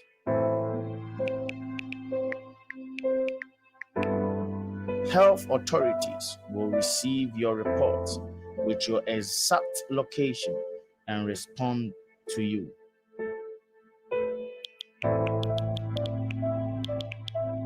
Location routes are generated for the health authorities if there is a need to get there to the victim in person. With just a click of a button, life can be saved. The system allows health authorities to publish health tips and first aid procedures.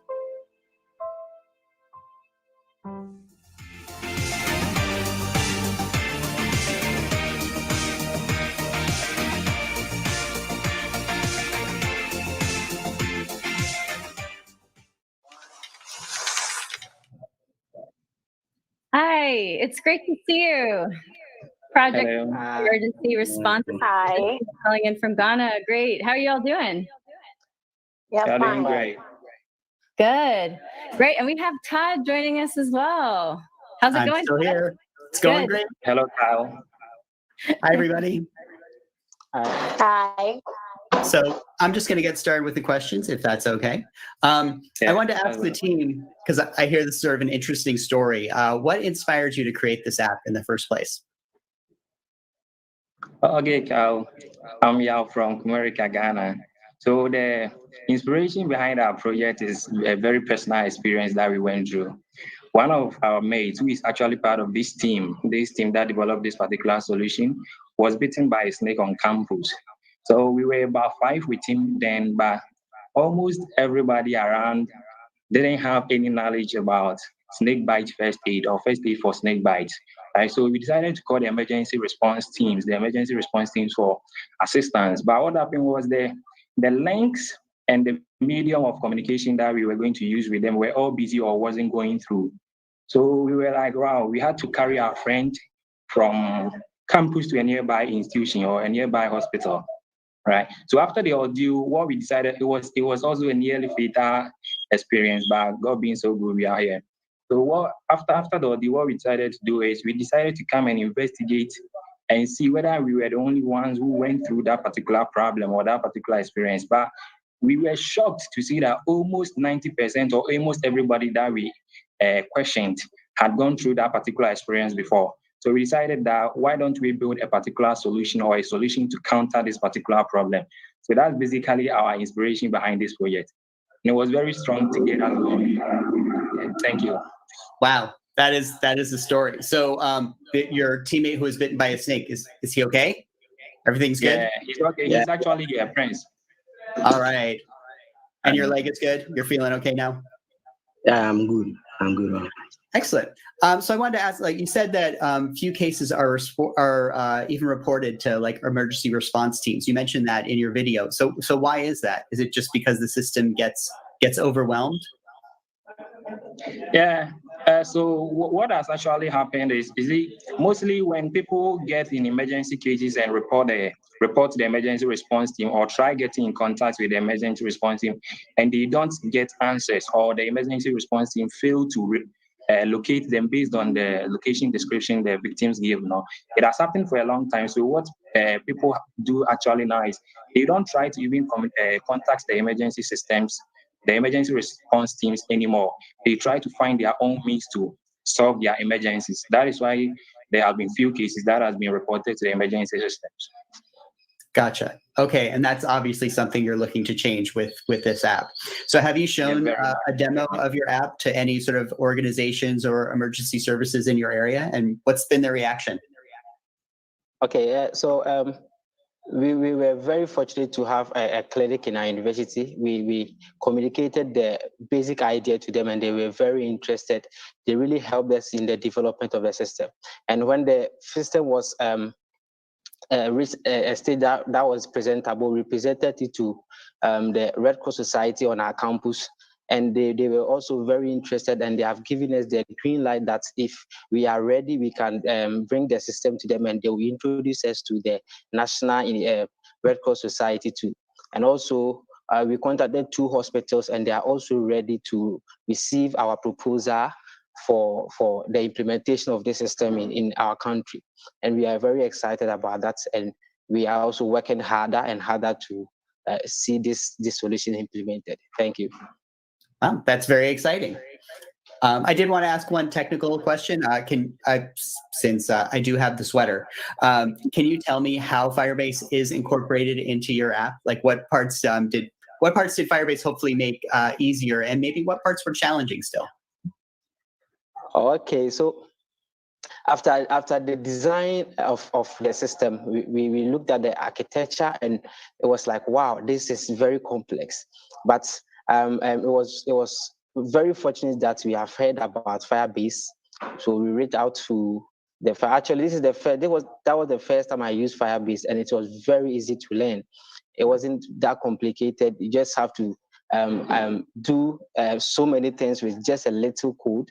And it was very interesting. We used the Firebase Firestore for real-time data processing. You see, emergencies have to be processed in real time, and Firebase Firestore was there for us. For authentication, Firebase authentication was there, and we needed to send notifications to the health authorities too, and that too. Firebase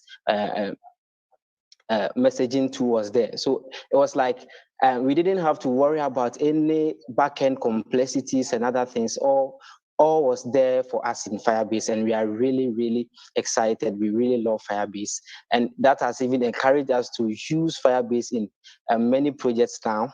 And we are using it. Our institution is using it now for our course registration, and it is going well. Oh, that's great. That's great to hear. Great. Let's take a question from the live chat. How does the application detect fraud complaints?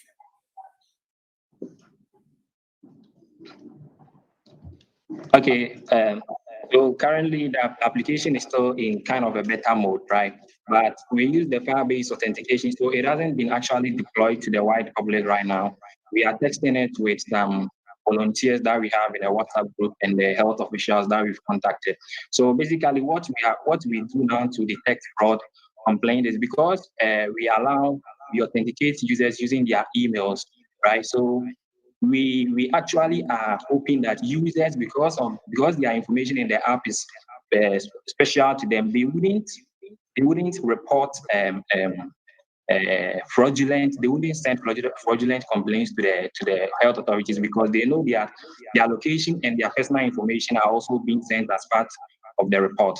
So we are hoping that users will stay put to it, but it is currently in a beta testing environment. So as we go on, we have plans in adding a lot of systems or a lot of other stuff to make fraud detection very simple for us. Okay. That sounds great. Do you have time for one more question, or do we have to move on? We do have to move on, unfortunately. I wanted to hear more, but it was really cool hearing about your project. Thanks for all your great work on that. Yeah, thanks so much for sharing with us. It was really interesting. Yes. And thank you, Todd, for being with us for the last couple projects. Oh, sure. Happy to be here. Great. Sounds good. And hopefully I'll see you in person with that sweater on around Christmas time. So That would be fantastic. I'll make a trip. yeah, sounds good. All Great. right. Thank you so much, team. And great to see you all. Thanks for sharing your projects with us. Yeah, you're welcome. We love you all. Oh, we love you too. We love you too. That's so nice. Bye.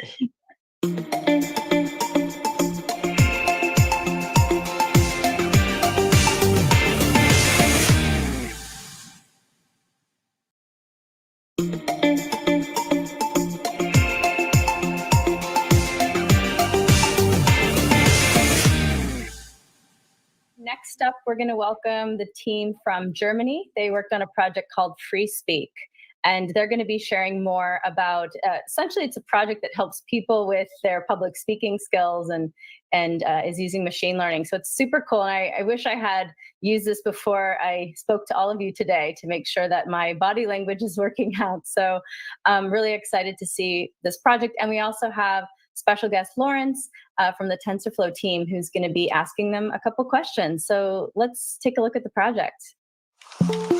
Giving a good presentation is really hard.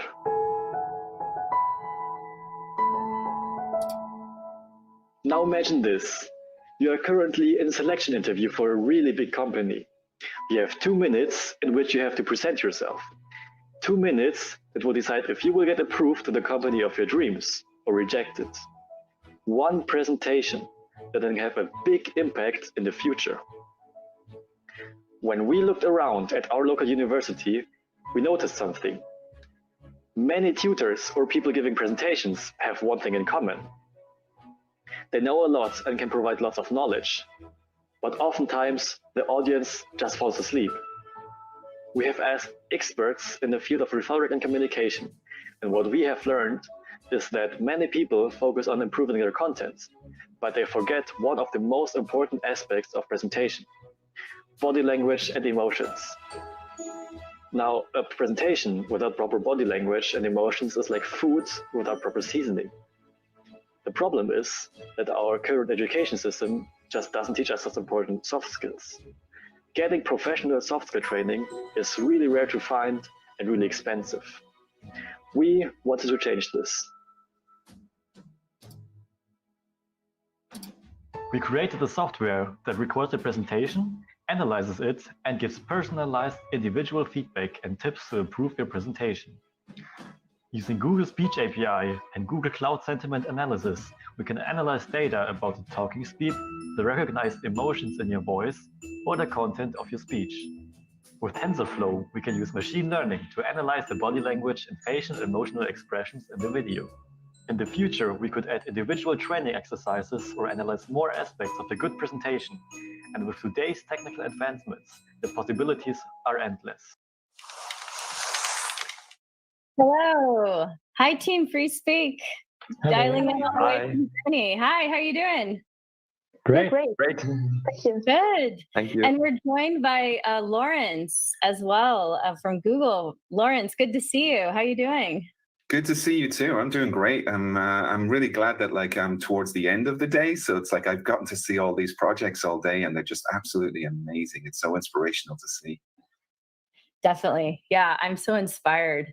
So yeah, we'd love for you to introduce yourself. And I know you took a look at the project, so I'd love to hear more. Yeah. So yeah, I'm Lawrence. I work on the Google Brain, Google Research and Machine Intelligence team. I lead AI advocacy there.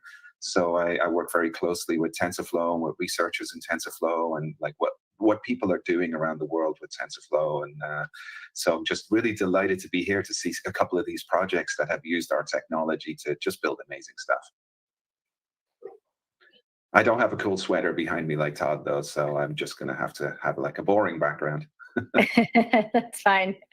You have your jacket, so all good. Yeah, I got my jacket, so yeah. Nice. Great. So I'll pass it over to you. Yeah, so Team Free Speak, I do a lot of presentations myself, and I wished I'd had something like this when I was learning how to do them. So just congratulations on the amazing work. And I have so many questions that I'd like to ask, but we've only got time for a couple. So I'm going to just dive right in. And one of the things that really impressed me about this project was the fact that you use multiple machine learning models, right? You have the object detection, you have emotional sentiment, you have text sentiment. How was it to try and orchestrate all of these together to really build a solution? So yeah, I would like to answer that question. Yeah, you're right. We have many different models, and with models, I mean that we have many different features.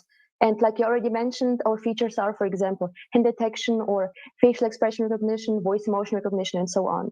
In each of our features, use a different model. And of course, tying all of them up in one single program was a really big challenge for us, even the hardest one during our project. And to tie everything up into one program, we used multi-threading. And we have chosen multi-threading because some of our features, such as hand detection or face expression recognition or speaking speed measurement and so on, had to run in parallel. And of course, multi-threading is like the best choice. But multi-threading can get very complicated, especially if there are many features that have to work in parallel. So our program sometimes crashed. And we are sure that it crashed because of multi-threading, because we tested each of our features in many different ways, independently from one another. And we also adjusted the code in our program, and those features were working perfectly. Also, for some of our features, we used pre-trained models such as text sentiment analysis or speech recognition from Google Cloud. So of course, those features were working without any problems. So to sum up, our features are working without any problems or major mistakes. So the biggest challenge was tying them up, like I already said. But even if multi-threading was really hard for us, we had a great opportunity to learn more about it and also machine learning. And we had a lot of fun with it, and we got nice experience. So in the end, we could manage to fix all the issues by trying out some workarounds and also simplifying our program. Well, I'm really glad you had fun with it. I'm happy to hear that part. And to me, I really think the future of great AI apps are where you have specialized models and you're building something that orchestrates them together instead of trying to build a great big unified model. And that was something that really stood out in your project, how you did that. So that was really, really cool. But one more question I have on it is that one of the things that you're doing is like you're measuring people's hand movements and sentiment in their face. And how did that work from like a training perspective with like different people's shapes and sizes? You know, just people look different to each other, right? How was it for training models? Yes, that's a great question. And so for our machine learning models, we used publicly available open source datasets because in our opinion, one of the hardest parts of machine learning is like getting good data, because like good data is really a key to high accuracy of the model. And because the time of this challenge was limited, we wanted the best possible data in the shortest amount of time. And this is why we looked for already existing open source projects and the datasets which they used. So the benefit of this approach was that we found large datasets that already contained a huge variety of hands, faces, or different voices of many people. So for example, one dataset which we used was the RevDes dataset for voice emotion recognition, and it already contained over 7,000 audio files spoken by, I think, 24 different voice actors that mimic different emotions. And another example is the Oxford dataset, which is used for hand detection, and it even contains over 10,000 different hand instances, and they already had their data separated into training and validation sets. So this is why we didn't have to tackle the problem of different shapes and sizes that much, because we already found large data sets with a huge variety of instances. But still, of course, there were some problems that we had to deal with.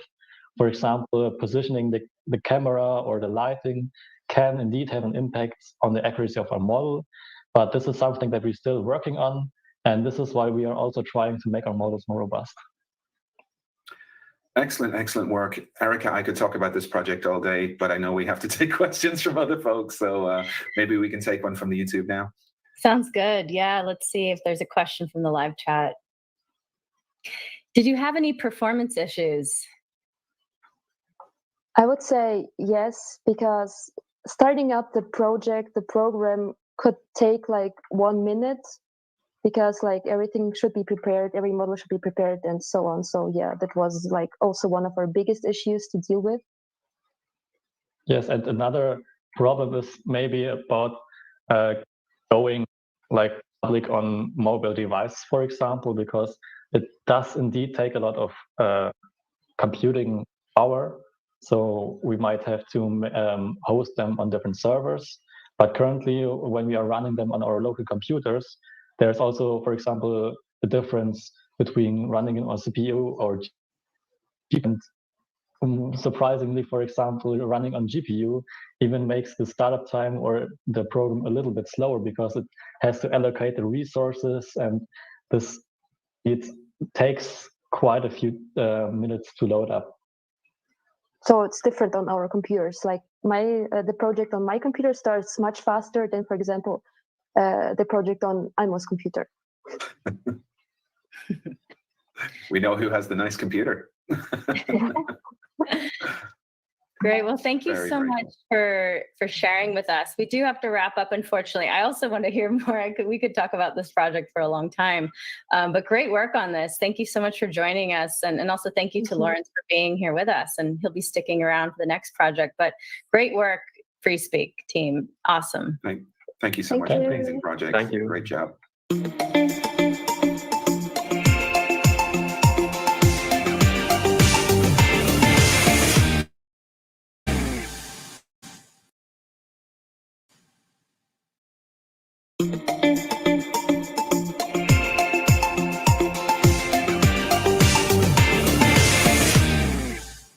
Great. So next up, we have our final project, the 10th of the 10 projects that we're going to be sharing with you today. And so this is the Corone AI project. They are based in the US at UC Berkeley. And so really excited to see what they built here. It's a really cool project. So I'll let you take a look. And Lawrence will be joining us again to ask the team a couple of questions. So let's take a look at the demo. Corone AI, creating technology to change, because it is time to create technology that helps our doctors. What we did was create a band filled with electrodes that, once put on a patient's chest, creates images that can then connect to a computer screen for easy access. This computer screen can easily be connected to any dashboard that is accessible by a doctor without the doctor having to be in the same room. Our solution provides doctors with a mechanism that allows them to detect which patient is in a more severe condition and how to allocate their resources efficiently. Our machine gives instantaneous results, is portable, and is much, much cheaper compared to the existing methodologies today. This concept is based on electrical impedance tomography. What this does is it creates a tomographic image because of the intersection points of the different electrodes. As you can see, each red circle in this image is one electrode that emits a tiny small amount of current, because of which there is an equipotential change that all the other electrodes face, and at each intersection it comes together to form a tomographic image. Coupled with our machine learning algorithms, this image is then turned into a 3D illustration of the human lung. With this information, we are able to extract what the lungs look like when the patient is breathing, and therefore are able to detect what parts of the lung are affected and any progress in the patient's condition based on the scan from the previous day and the scan that's been done today. Doctors no longer need to bring patients out of their wards and take them to do a CT scan, and now they too can practice social distancing. It's time to use technology to help the doctors and nurses who are working so hard to help us. It's time for Corona AI.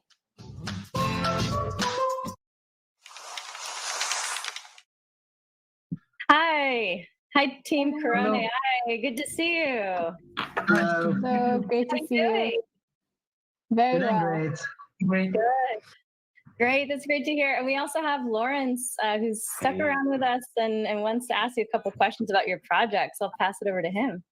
Yeah, so when Erica asked us to tweet about this thing, and I tweeted that one of the projects blew my mind, and it was this project. So I just want to say congratulations, Corona AI. I'm so happy to be here, and it's a real privilege to actually be able to ask you questions about it. So I'm just going to get right down to it. I loved how you explained the tomography, and you built these devices, and how many of them did you need, and how did you build them? So first of all, thank you for saying that. That was great for us to hear. So unfortunately, or should I say fortunately, our solution was developed while we were in lockdown. And so because of that, we built our first prototype using the nerdy engineering tools that the three of us had together. So that was Raspberry Pis, numerous random sensors, one Velcro strip, and some basic electrodes. So in total, using this equipment, if I can call it that, we were able to develop 5 initial devices, which we then used for testing and demo purposes. The cloud technology was the most thoroughly developed. Since the lockdown got nothing on the cloud services, using the Google Cloud product and TensorFlow library with Keras, we trained and tested our models at home on the Google Cloud Collab, which provides us with a lot of resources, also the GPUs. And next we demoed it on one of our team members, which is Neil. Yeah, aside from being the guinea pig who was tested on, I was also in charge of fabricating these materials and assembling the hardware, which Anupam and Anushka had gathered. And actually, by using those tools, we could able to make it small, compact, and easy to use. And Neil, your acting skills in the video were fabulous. Oscar-worthy stuff. And by the way, I got a ton of old Raspberry Pis and equipment lying in the closet behind me here. Can you guys come around and build me a medical scanner out of it? Right after COVID, we're there. And then one other question that I had when I was looking at the video and looking at the project was really about the training data that you use, because you were able to use training data and you're able to build these sensors and then turn that into visualizations. So how were you able to convert the readings from the sensors into those visualizations, and how did you train a model around that?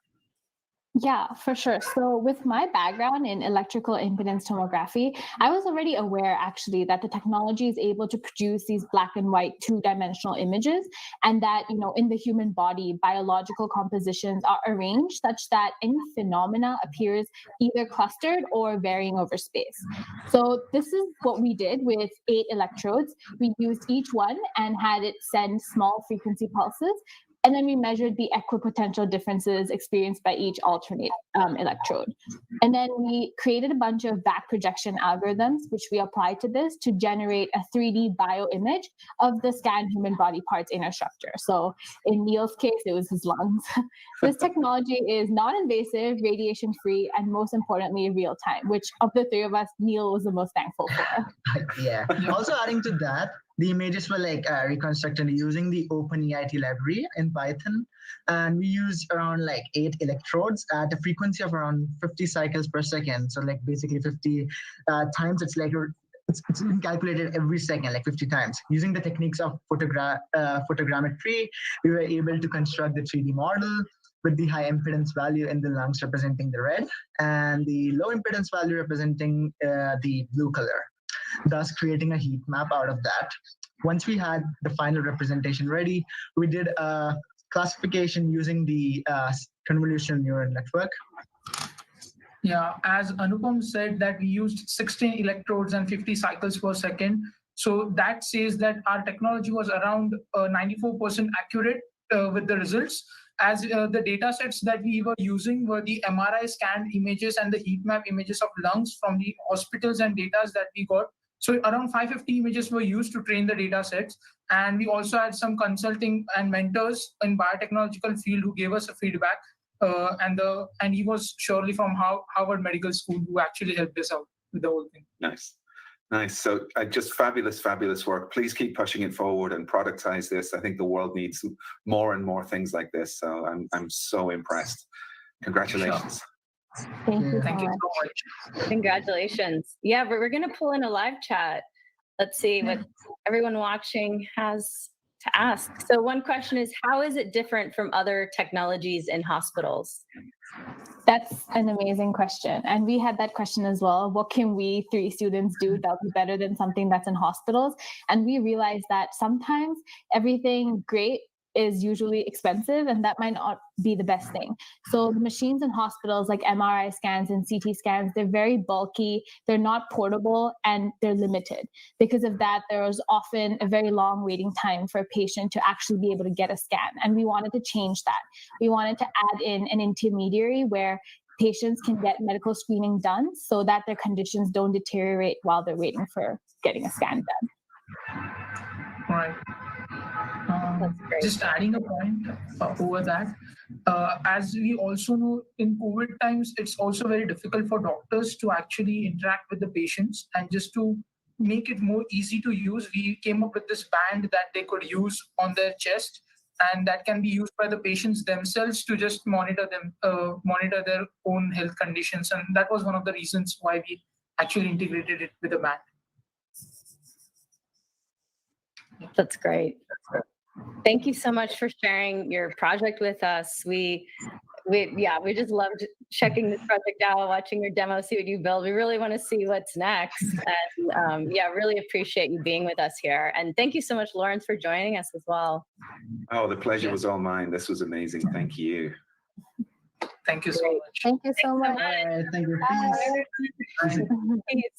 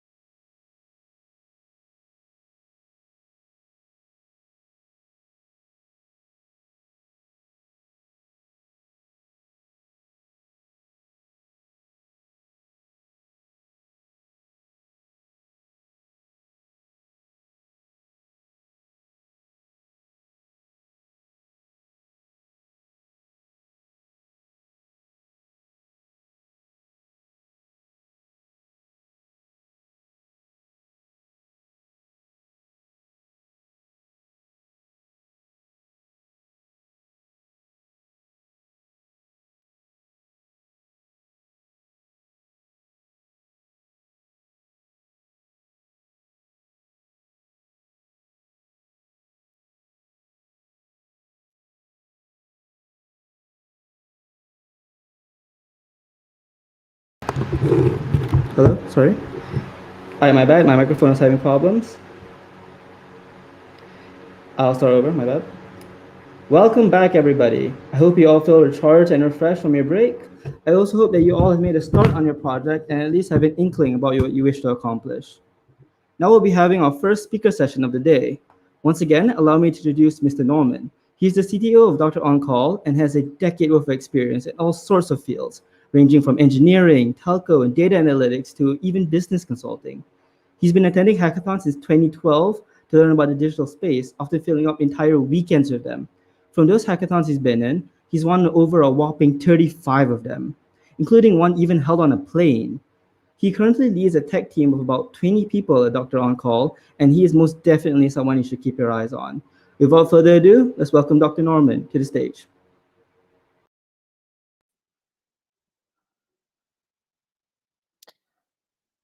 Okay, hi.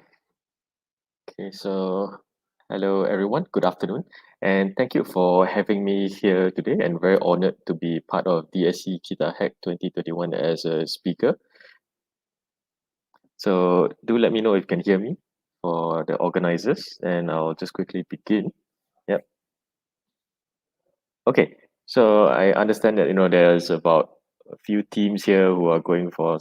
Some of you guys are new to the hackathon world. Some of you guys doing it for fun for the first time, or for excitement. So for me, I've actually prepared something I called Hacking the Hackathon, and I'll just take you through about a very sort of a skim through of my few years of experience that I've done with hackathons. So without further ado, if you would like to get access to the slides, I've actually published it about 6 months ago.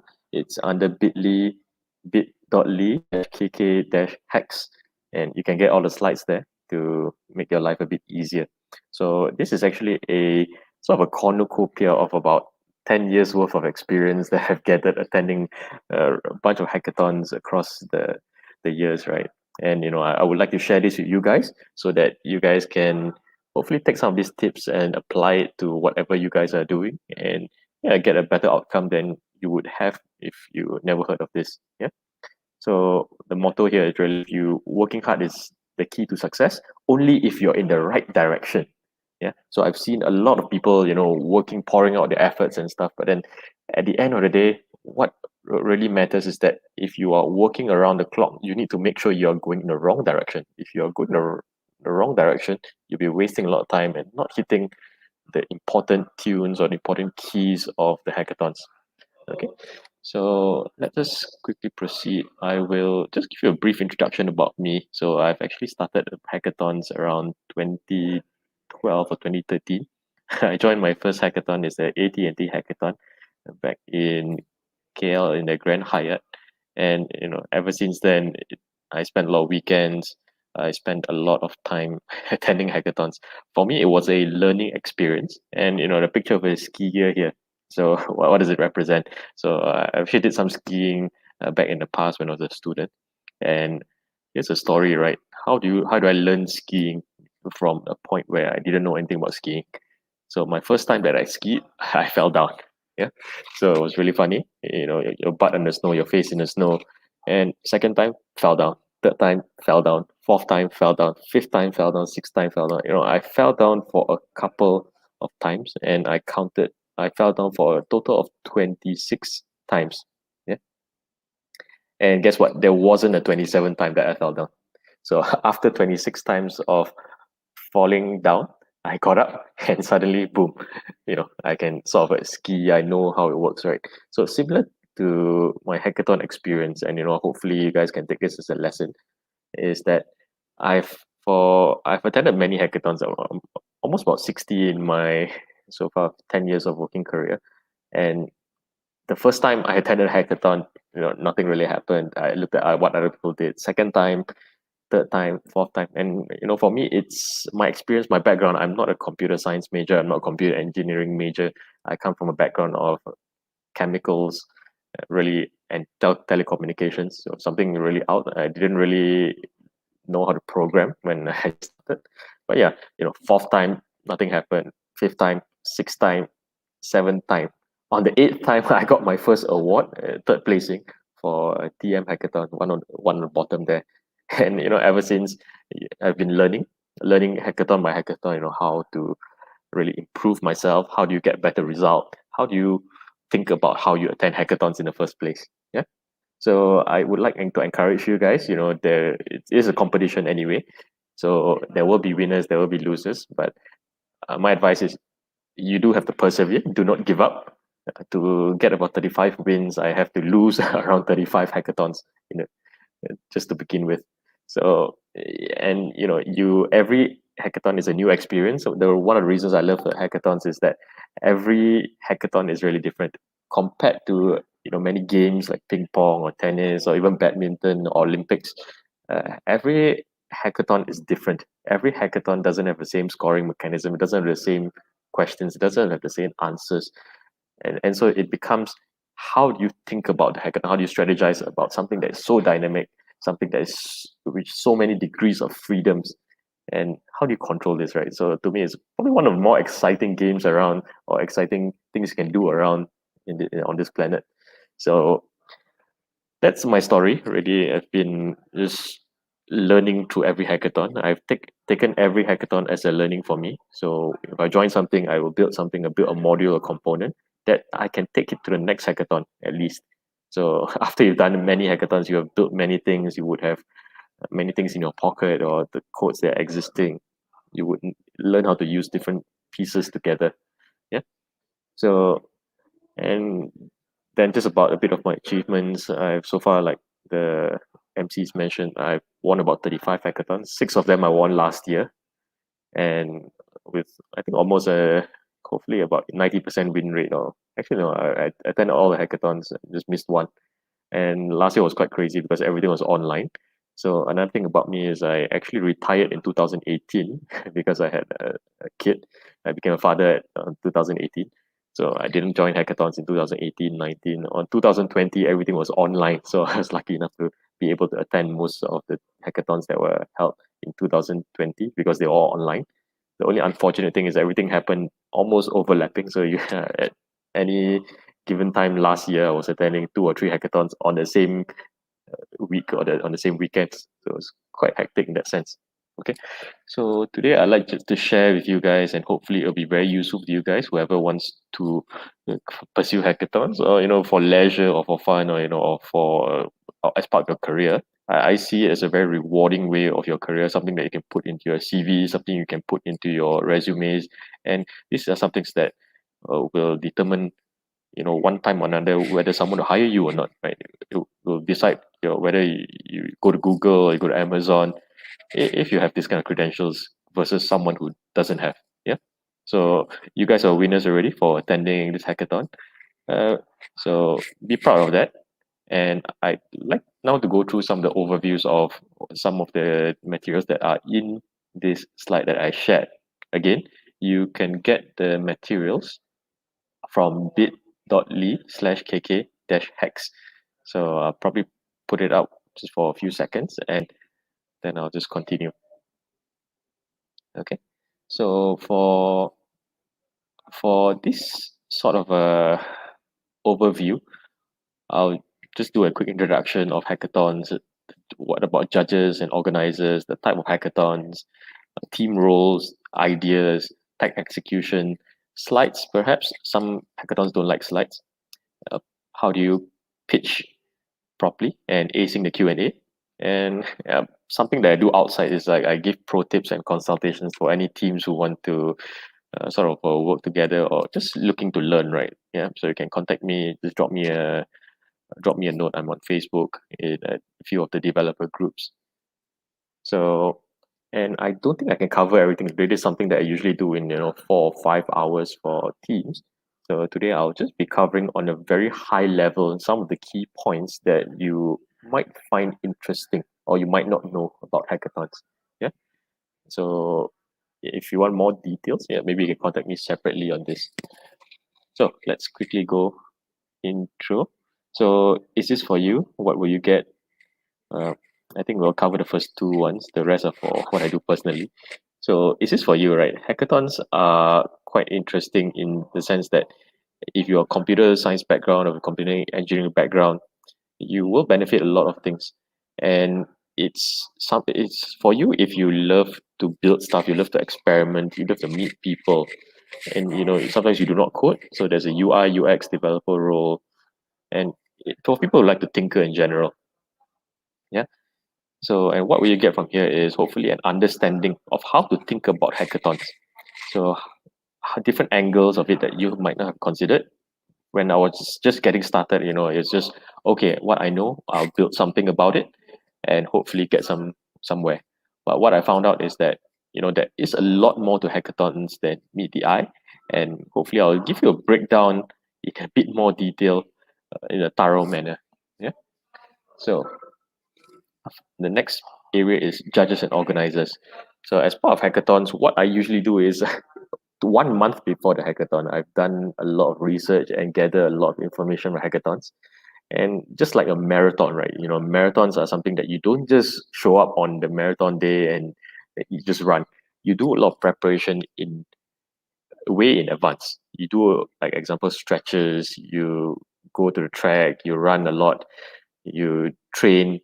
And hackathons are almost the same thing, right? You don't just show up on day one.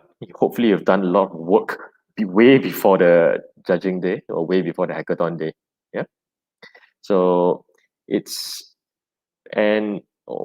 first things first is really the judges and organizers. The first research that you should do. Who are the organizers? Who are the judges? So as I know, like DSC KitaHack is a hackathon by the community. However, after that, the judges might be different.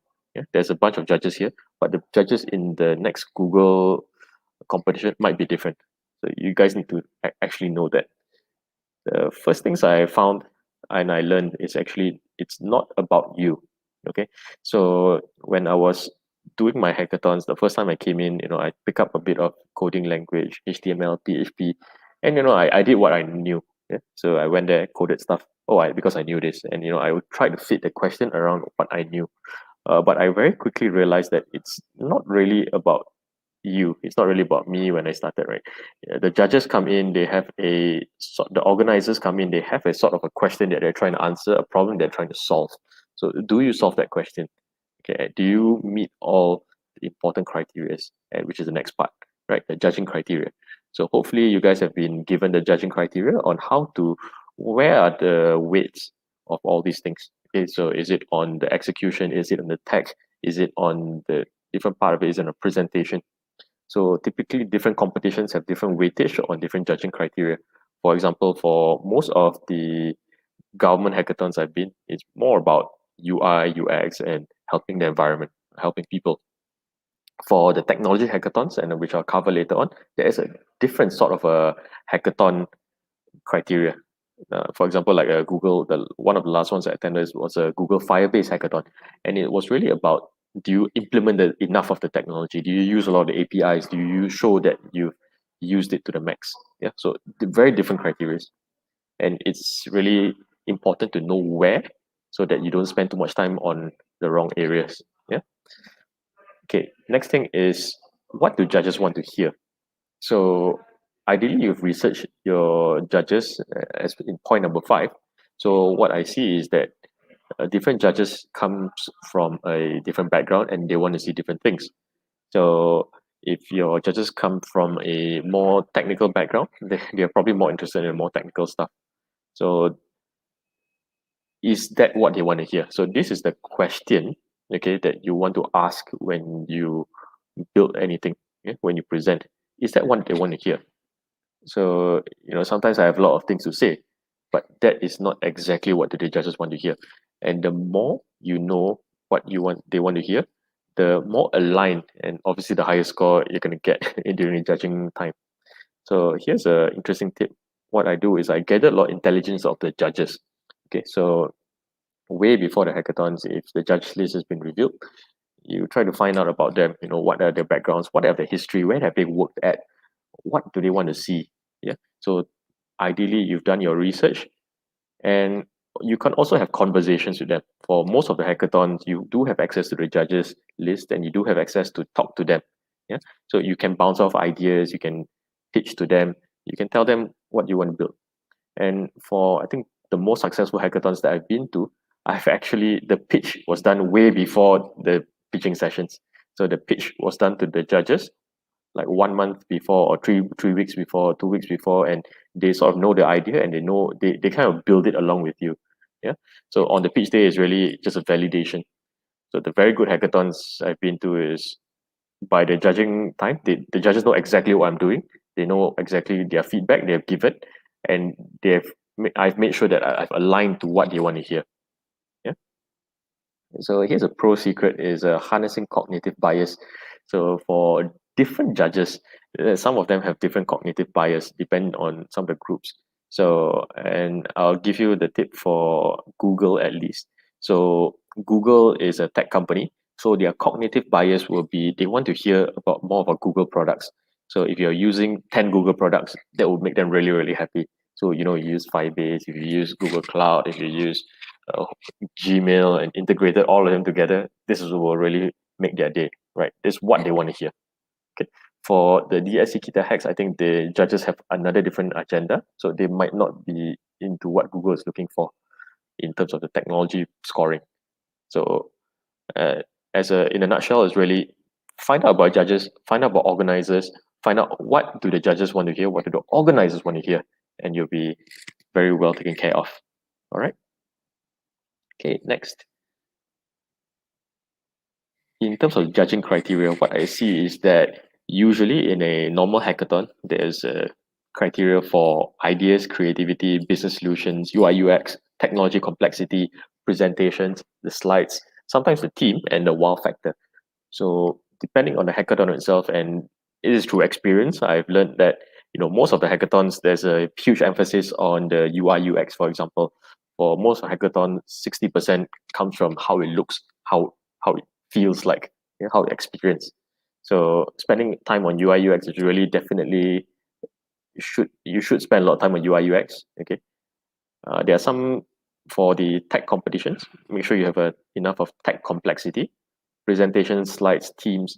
So I think teams are not that useful for this. If there are some competitions where people want to hire you, yeah. So people want to hire a team or something, they want to see like, can you execute this? Can you build a startup? Then they want to see all your team members, what they've done. I'm not sure for this one. So if there's any sort of like a carry on, they might want to see how good is your team, right?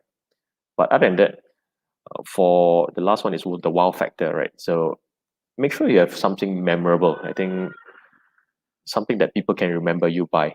For the good hackathons, we try to brand it as much as possible. So if you ask me, ask some of the people, hackathoners around that seen some of the hackathons that I did, they would probably remember the stuff I did from 3 years ago, from 4 years ago, because we make it so memorable. Yeah. So for example, there was once we flashed a picture of a bikini girls on AirAsia's hackathon. That was really cute. Yeah, so everyone remembered that. There was one hackathon that we flew a drone and dropped up a coffee cup on the drone to the judges. So a lot of people remember that up till today. Yeah. So how will people remember you? Please leave down a wow factor. Leave something that people make it memorable for everyone. Memorable for judges, memorable for organizers, memorable for everyone. So these are some of the judging criteria that I see. So caveat here is please find out your judging criteria, because this is a very generic one that I've seen. There should be a judging criteria for the DSC KitaHack, and if the organizers want to release it, I think that'd be great for you guys. All right. Okay. So moving on, the type of hackathons. So I'll just give you a general 5 different type of hackathons that you can think of, and each of this has a different balance of the judging criteria. Yeah. So there are different games and strategies for these different hackathons. So number 1 would be tech focus, number 2 corporate focus, number 3 government focus, and then investor focus. So I think this is more of a tech focus hackathon. Yeah. So and a bit more of the government part. So a tech focus hackathon is really, I want to see all the technologies being used. I want to see you implement as many of this possible. I want to see you use it creatively. Yeah. So they don't care about how much money you make, how much business you bring into the company, and so on. So they're more focused on how can you use this technology that we've created in this cloud service, and really how do you sell more of this service. Yeah. A corporate focus hackathon is usually organized by companies, and they have a problem to solve. And for that, they want to see, okay, how much revenue can we make? How complex is this? How much barriers is there to entry so that my other competitors cannot get my ideas? How interesting is this? If it's too easy, then you look and say, no, I don't want to see your ideas. Thank you very much. Yeah. So corporate hackathons are more focused on barriers to entry, focused on how much revenue can you make and tech complexity. For government hackathons, I see a lot is focused on the UI UX. They want to see something looks nice. They want to see something that can show to everyone, right? And in the government focused hackathons, they also emphasize on helping a lot of people. Okay, they want to make sure that and they're not focused on making money. So if you give an idea that you make a lot of money, government hackathons don't focus on that. So don't do that for government hackathons. Last one is the investor focused hackathons. So investors focused hackathons, sometimes they run and they want to invest money in. So for these ones, they really focus highly on barrier to entry. So you must be so unique and so special that no one else can have that, so that they can sort of capitalize and monopolize that market. So if you say that, hey, we are monopoly, investors love that you can control the whole market. Yeah. Then technology and UI UX, that's kind of secondary stuff. So there are other dimensions to these hackathons. And sometimes if we want to hit me up, I'll probably explain to you guys in more detail. But generally, these are the four types of hackathons that you see. And again, this is a tech-focused hackathon. Please check in there because I didn't have time to read anything about the KitaHack. If I'm not mistaken, for Google, they want to see you use a lot of more Google products and services. Yeah. Okay. So that covers the type of hackathons. Now, once you go to hackathon, right, as you think about building your team, now you've got a great idea, you know exactly what the judges want to hear, you probably want to make sure you have a good team going around, right? So I put here F1 team roles. So why F1, right? So why F1? So in terms of when you think about it, F1, have you seen a pit stop? So if you've seen a pit stop in F1, you'll probably know how delicate it is, right? So, and I'll just quickly flash out a picture of a pit stop because I can. So, a picture of a pit stop. Here, imagine when the car comes in, okay, in 7 seconds, you're going to get the tire change, you need to get the fuel in, you need to get the wipers cleaned, you need to make sure there's petrol. So, it's sort of in this kind of manner as well. Yeah.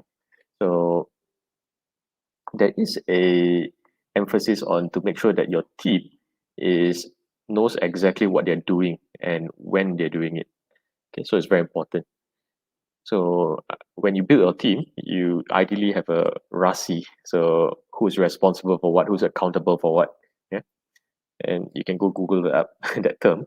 But in general, there are really an ideator, a person who comes with ideas, a role who with UI UX, someone who designs nice interfaces, and the tech guy who builds everything, and the pitcher. Okay, so the pitcher is the person who talks.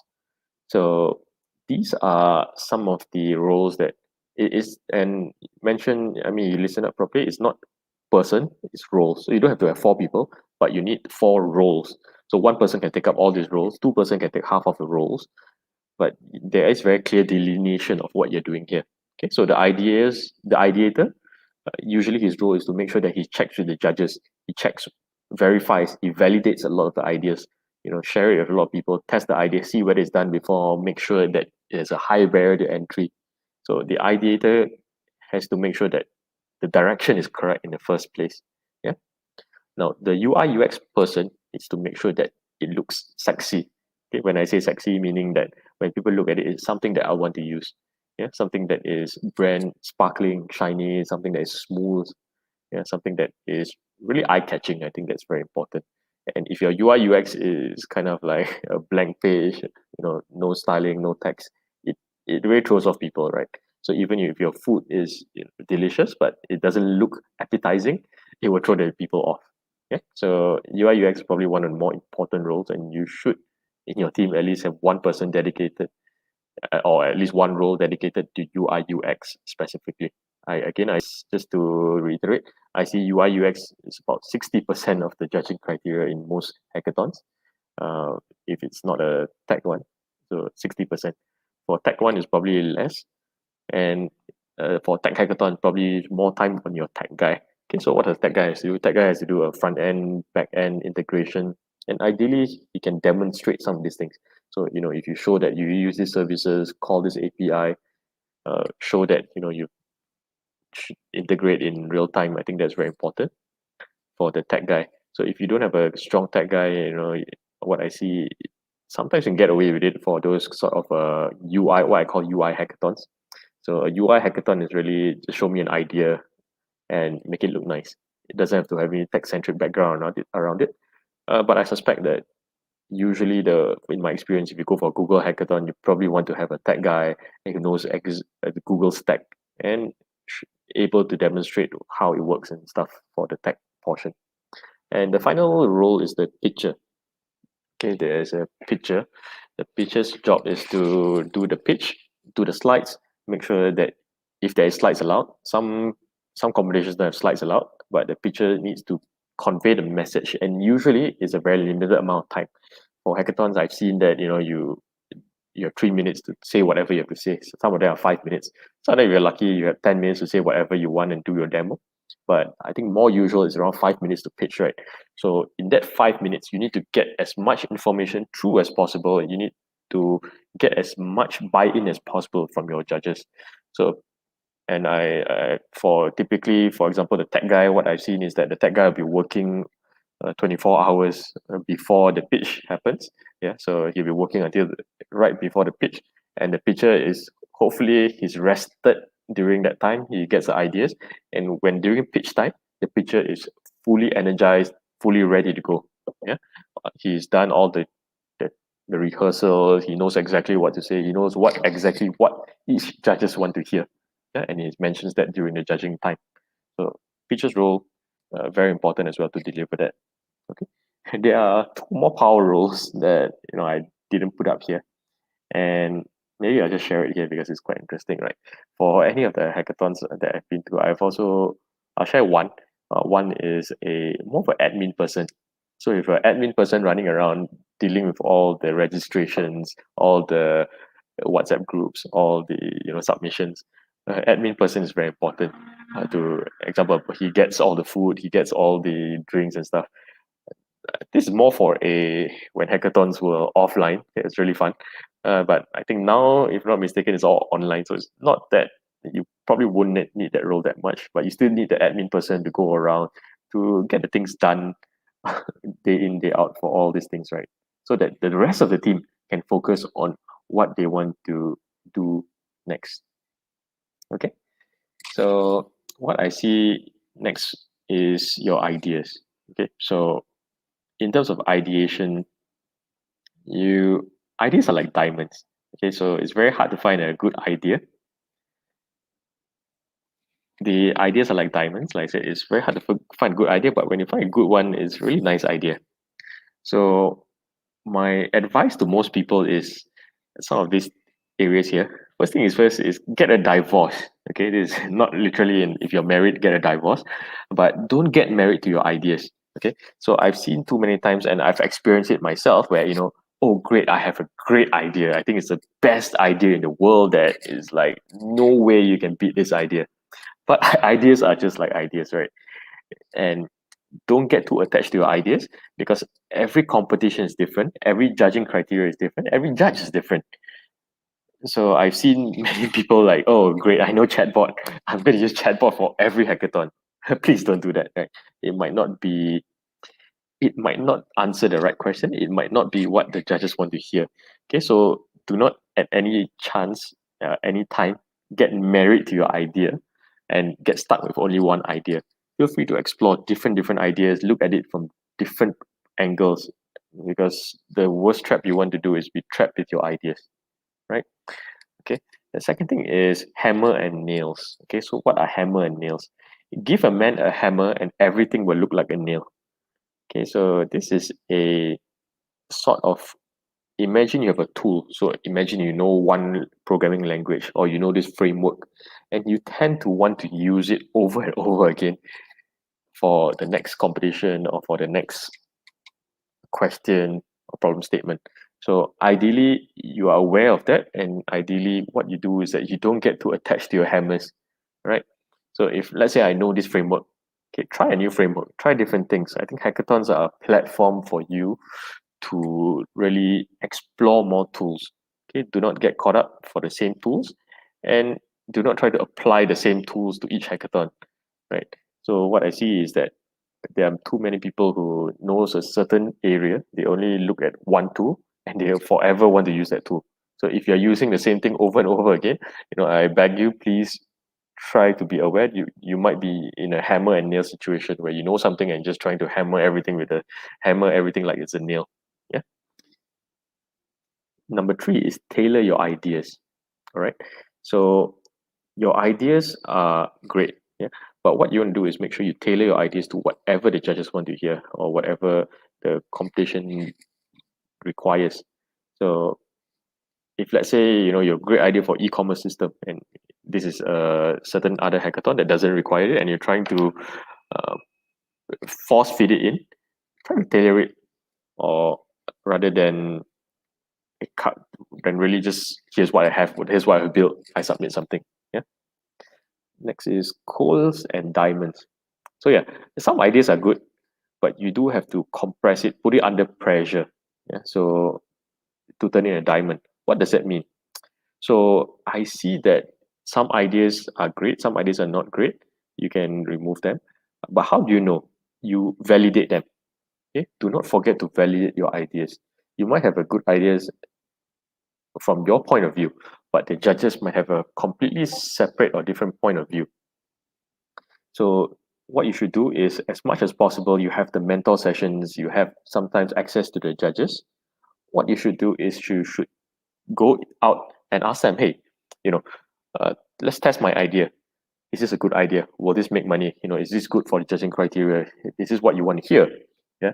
So test your ideas very often, and very often what I see is that the more successful hackathons I've been is that I went in with a perception, okay, we're going to do this idea, and actually the judges want to hear something else. So we bring in the idea, we completely better it, right? It's a piece of code, we hammer, change it, and we forge it into a diamond. Yeah. So the idea that we started with might not be very different might be very different from the idea that we ended up with, because that's what the market demands. Yeah, that's what people want to hear. That's what they're willing to buy, and they might not be willing to buy your first idea. And very much this is part of buying in process as well. When you take your coal of an idea and go and hammer with the judges, they might say that, oh no, you should improve this, improve that, improve this, improve that. So they'll give you a lot of polishing, which is the next point, right? They help you polish your ideas to what might suit them. This is very important for the corporate part. Now, for the kind of stuff that you guys are doing, you might need to find out a bit more. Yeah. So judges, please tell me how much time I have left as well, so I don't overrun, because I do have a few more things to share here and there. So polish your gems of an idea. Make sure that hopefully by the time you've spoken to mentors, right, your ideas have been really polished by all the judges. Now, as we go along, okay, text execution. So now you've done your ideas, you want to make sure that it executes very flawlessly. So a sexy UI sells. Login screen syndrome, what is that? So don't spend time building a login screen. Okay, spend time only building the MVP, the most important stuff. I say lightning builds here. Lightning builds is find the tools that help you build the fastest. So I have a couple of set of tools that I use that really rolls out things very fast. You want to build an app, full app, it rolls out in 1 or 2 hours. You can build something. So and the last part is really, I'll share this, is like, oh my God, tech check. Okay, so please tech check your presentations. Okay? Otherwise, if you don't tech check, when you present halfway, boom, it doesn't work. That's the most sad part, which I see still many people, right? Especially when you are on stage or you're live, it gets very irritating when suddenly say, oops, sorry, we have a technical error. So please tech check your stuff. All right. So I think that's all the time I have right now. Okay, so I will probably open it to questions at this point in time. All right. Thank you. Thank you very much, sir. That was a very interesting talk. I can tell there was so much experience behind it. And I'm sure you've made a lot of mistakes along the way too. Of all the hackathons you've actually won, do you have a favorite one? Or are they all equally as good? I think every hackathon is a unique experience, but I think probably the most unique one was a hackathon on a plane. Yeah, so Yes. this Can you please talk was more about that? yeah, so this was a hackathon organized by a bunch of people in Europe, and what they did was they flew us from Hong Kong, so to all the way to London. So we actually got a tour of the Hong Kong airport, Hong Kong International Airport behind the scenes. We went to the control rooms and where people don't go, and we flew to Heathrow Airport. So So cool. we got on a 787. So that's one of the, I think, the double decker planes, and it was a bunch of 30 people on a hackathon drinking all the stuff on the plane, and we ended up in London. We got a tour of Heathrow Airport, and we ended our presentation in a London Transport Museum. So that was quite cool. You won that one too, right? Yeah, sort of. We got Nice. award from there. Yeah. Second place. We have a question from Jet2001 who asks, what year was your first win? And in addition to that, can you just talk about how it felt to win a hackathon for the first time? Okay, so my first win was around, I think, 2015. I started 2013. I only won my first one in 2015. So I took 3 years to get to my first hackathon win. And it was my 8th hackathon. Okay. So from there, I think the learning curve was very slow at that point because I didn't have anyone to guide me. I was alone. So it was a lot of trial and error that, okay, I tried something, didn't win, try something. And, after that, I've met a lot of friends who we can discuss, we exchange notes with. And from there, and we learn a bit more, right, together. Now, my first win was a third placing, so it wasn't such a big win anyway.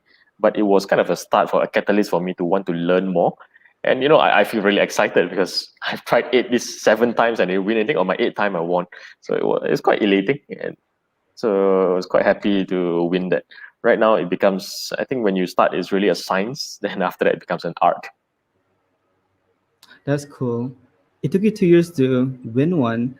That means you've learned a lot from your mistakes. And I feel like everyone today, they're so nervous about winning or losing. But in the end, it's all about a learning experience, right?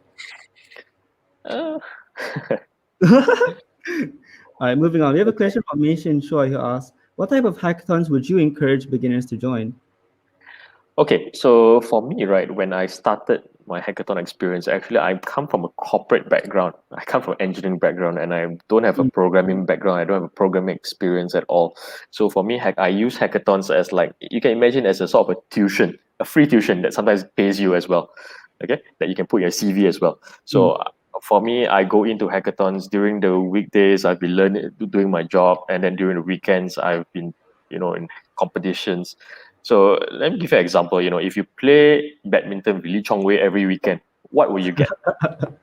Can you get worse? Yeah. So there is no way. I haven't seen anyone who goes for any hackathons who get worse every time they join.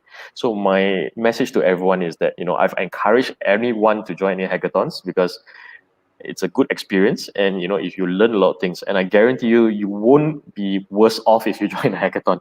I've never seen anyone worse off if they join. So the more you join, the more you add to yourself, and hopefully you take it as a learning experience as a beginner. Hopefully you take every hackathon is unique, and what I see is that if you take back something, that is great. But what I see most people do is after hackathon we lose and bye. It's so long so forth, right? But for the hackathons we lose and my team loses, we go to the judges and say, hey, could you tell me why did we lose, or why was this guy better?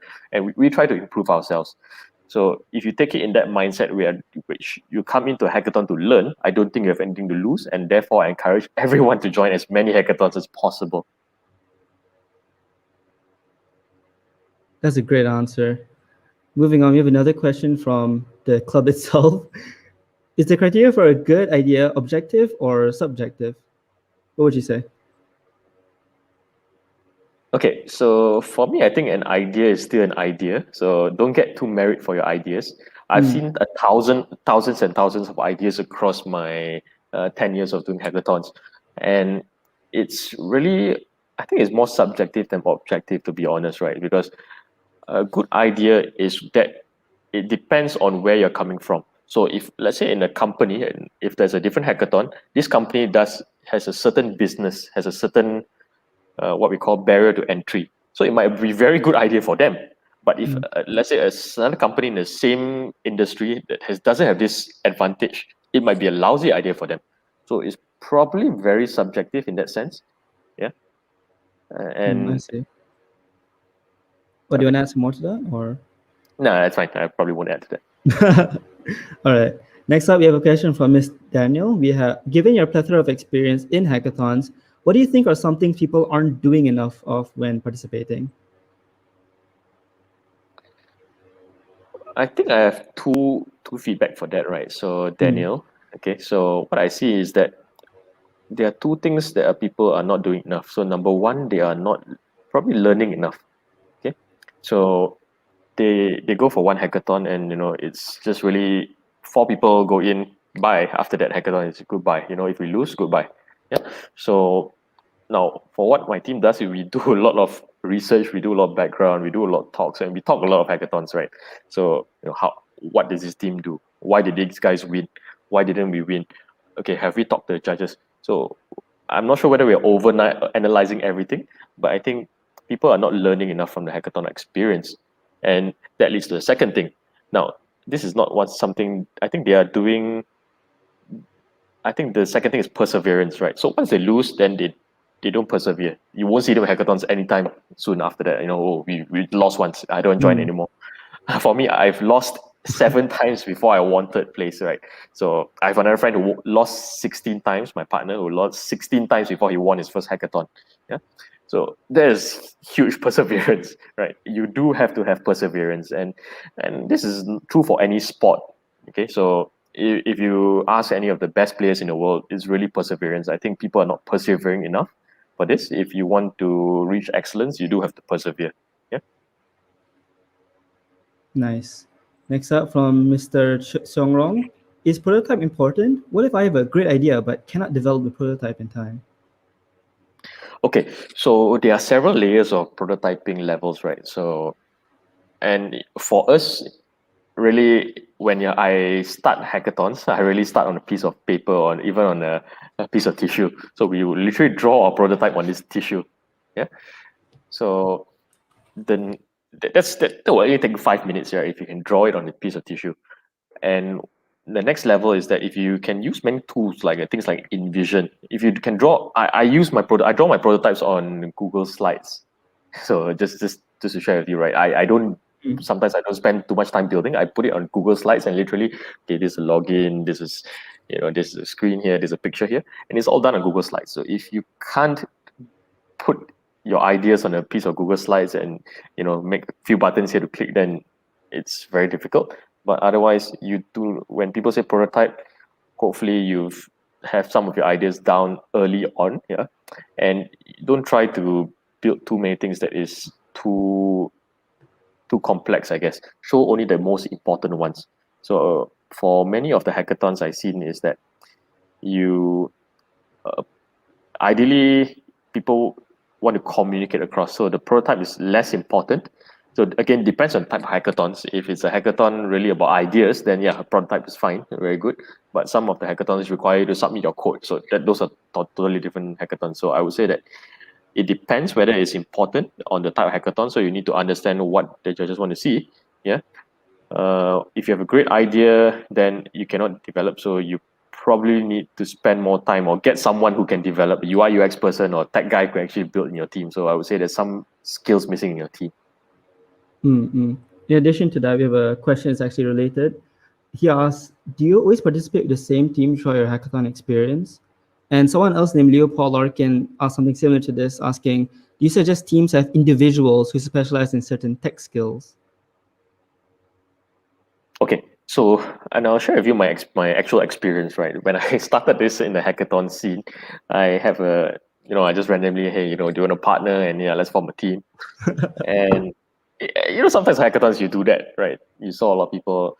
And ideally, what you want to do is that very quickly on, what I did was that, this didn't work. I tried solo for a bit. So, I tried to do everything myself. didn't really work that much unless you know exactly what you're doing. Then I got a couple of friends whom I partner with.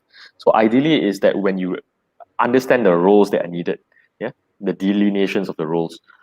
So right now, when we do hackathons, the best kind of hackathon is that, you know, there's a person who handles the UI UX, person who handles the research, person who handles the UI, person who handles the back end.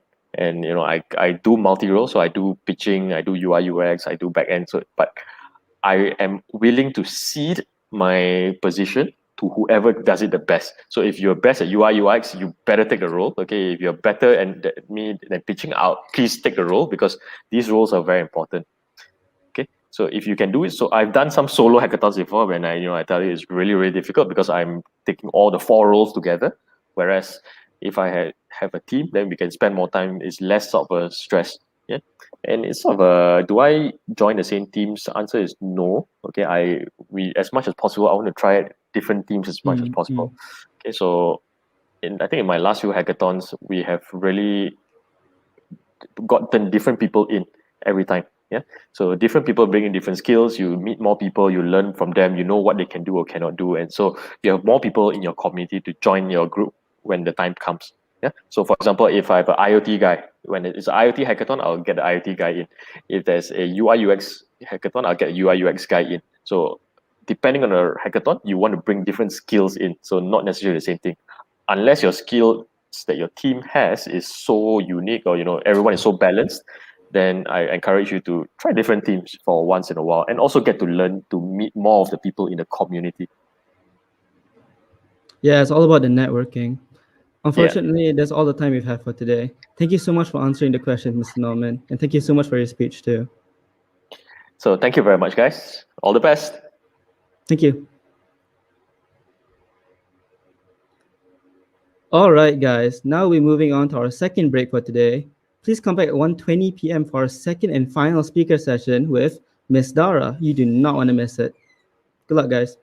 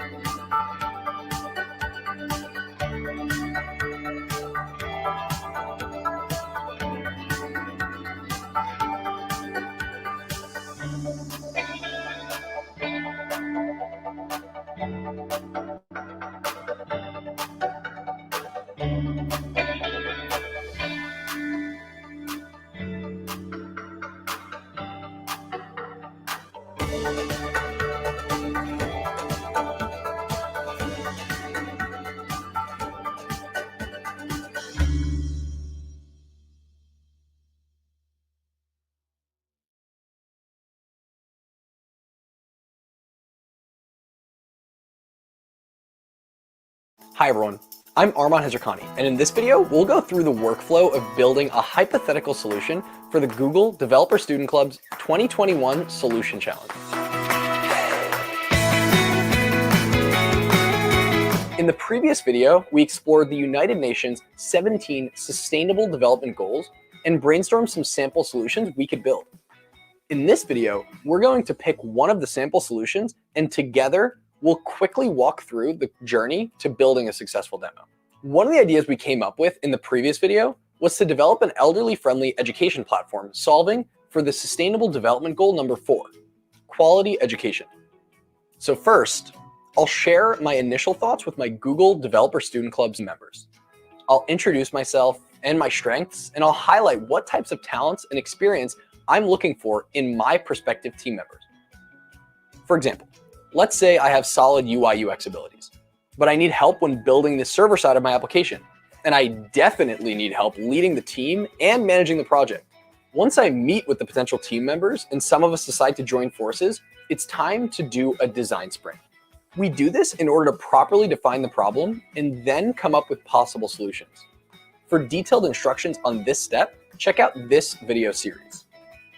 Once we're done with our design sprint, let's assume we've defined the problem as mobile apps can be too complicated for the elderly and the buttons are too small. And elderly users sometimes find the discovery stage too complicated or find the course tutor style to be too millennial oriented or fast.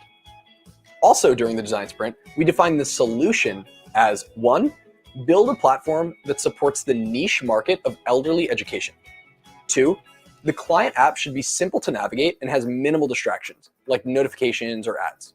And 3, course providers can produce content specifically designed for the elderly, possibly by the elderly, thus providing a revenue stream to a usually underserved demographic. Once we've confirmed it with some potential users, it's time to start designing the user interface. We'll share this load between the team members, but I'll offer to take the lead since I believe I'm good at UX and UI. I'll share my workflow and designs, and the team will go through a few hours of feedback and revisions. This stage can take a day or it can take a week. Don't rush to implement the solution before you're confident you've designed a workflow and functionality that solves the problem you have defined. In our design, there are 3 user types: the learner, the helper, and the teacher. And my team members are confident we're catering for all user types in the best way considering our specific market. So it's time to design the technology. We've decided to build a progressive web app instead of spending time building both a website and a native Android app. We decided to use Firebase at the backend to serve the course content to our users. At this stage, we'll probably share our thoughts with our teacher or with the DSC lead and ask for their advice on our designs and technology decisions. We'll also ask the DSC lead what workshops we should attend or what code labs we should complete, all in order to be ready for the tasks at hand. Bear in mind, this is just a quick walkthrough of this stage, so be sure to check out my videos on designing the technology or the many resources we have on the website. Next, we will spend the time to build our solution. On our team, we have a couple of members who build the progressive web app and a couple of members who build the server side, front end and back end. You might separate the tasks differently, or you might have less team members. Whatever works for you and your team is fair game. If we get stuck, we'll ask a question on Parthian. Through the Parthian platform, you'll be able to reach out to Google developer experts who are ready to help you with any technical questions you might have. Be sure to visit the platform to receive online support and mentorship while you're working on your project. This part is important. At times, you might get stuck or even dispirited. Getting advice from a world-class expert can really help your team push through and build a great solution. So I encourage you to reach out to the Google developer experts through Parthian.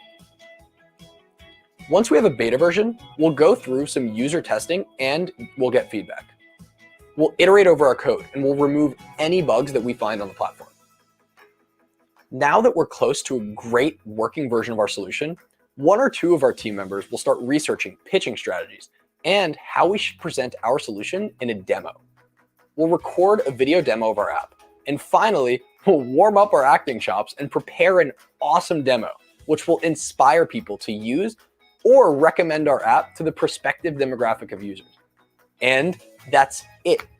Wow. That was 2 to 3 months of effort compressed into 3 minutes.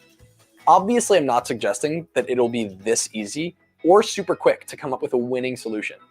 But if you're passionate about your problem and your solution, and if you use resources provided such as workshops, hackathons, code labs, and the network of Google developer experts through Parthian, you'll have a high chance of developing a solution you will be very, very proud of.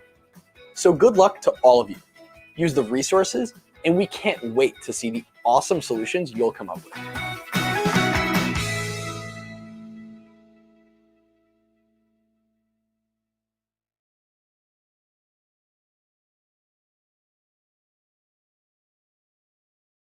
Hi everyone. The mission of this year's Google Developer Student Club Solution Challenge is to solve for one or more of the United Nations 17 Sustainable Development Goals using Google technology.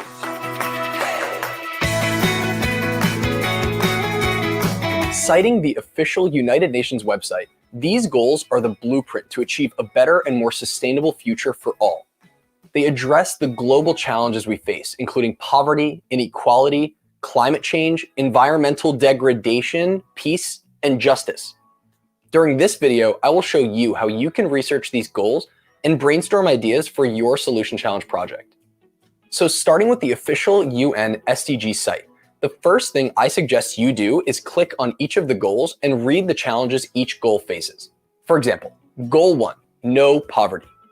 This page will give you a good primer to the challenges we face on our road to no poverty. And down at the bottom of the page, you can take a look at the facts and figures and the breakdown of targets defined for each goal. There's also an infographic you can check out to get a high-level overview of the current state of things as it relates to the specific goal. Go over the rest of the goals to get familiarized with them and see if any ideas come to mind about solutions you can build using technology. If ideas do arise, write them down to brainstorm further later. Another great site that can really help you generate solution ideas is DIAL, which stands for Digital Impact Alliance. We're going to focus on two tabs, SDGs and the building blocks, but I urge you to look at the other tabs. They're just as useful for your ideation stage. Okay, so let's look at the SDGs tab and take a look at Goal 2, Zero Hunger. This goal has 8 targets, which help you focus on solving a certain aspect of the goal. For example, Target 1. Which summarizes as end hunger by ensuring access by all people to good, healthy food all year round. Okay, so immediately ideas start to spark. Maybe you can build a charity app that either accepts donation-safe healthy food or accepts monetary donations dedicated to providing food. Or maybe you can build a volunteering platform that brings people together to help the community at risk. Brainstorm with your team and see what aspects of these problems you are familiar with. Or maybe you have access to communities who are dealing with the challenge. Having personal knowledge of a problem will allow you to design solutions which are far more effective and easier to adopt. Now, let's take a look at Goal 10, Reduced Inequalities. Target 1, achieve and sustain income growth for the bottom 40% of the population at a rate higher than the national average. What a well-defined target. Okay. So now you can start brainstorming again on how you can achieve progress through technology here. Maybe you can build an app or a platform that educates people on financial and saving strategies. Or maybe you can help small businesses grow through education apps or e-commerce and marketing apps that are specific to your community. For example, in my community, the elderly struggle with finding online educational content, and I might consider building an elderly-friendly educational platform. This platform can potentially provide the elderly with equal opportunities at learning new skills and increasing their income. You'll see that going through these web pages will spark many ideas in your mind. Write them down and discuss them with your team. See which idea really strikes a chord with your ability and your belief. You'll be working on this for a while. You want to solve a goal that you are passionate about or that's really close to home. In the next video in the series, I'll be going through a demo case study. I'll pick up an idea and simulate the steps my team and I will take towards a successful demo submission. I hope the United Nations 17 Sustainable Development Goals inspire you to solve for your community in a meaningful way. We can't wait to see all of your demo submissions.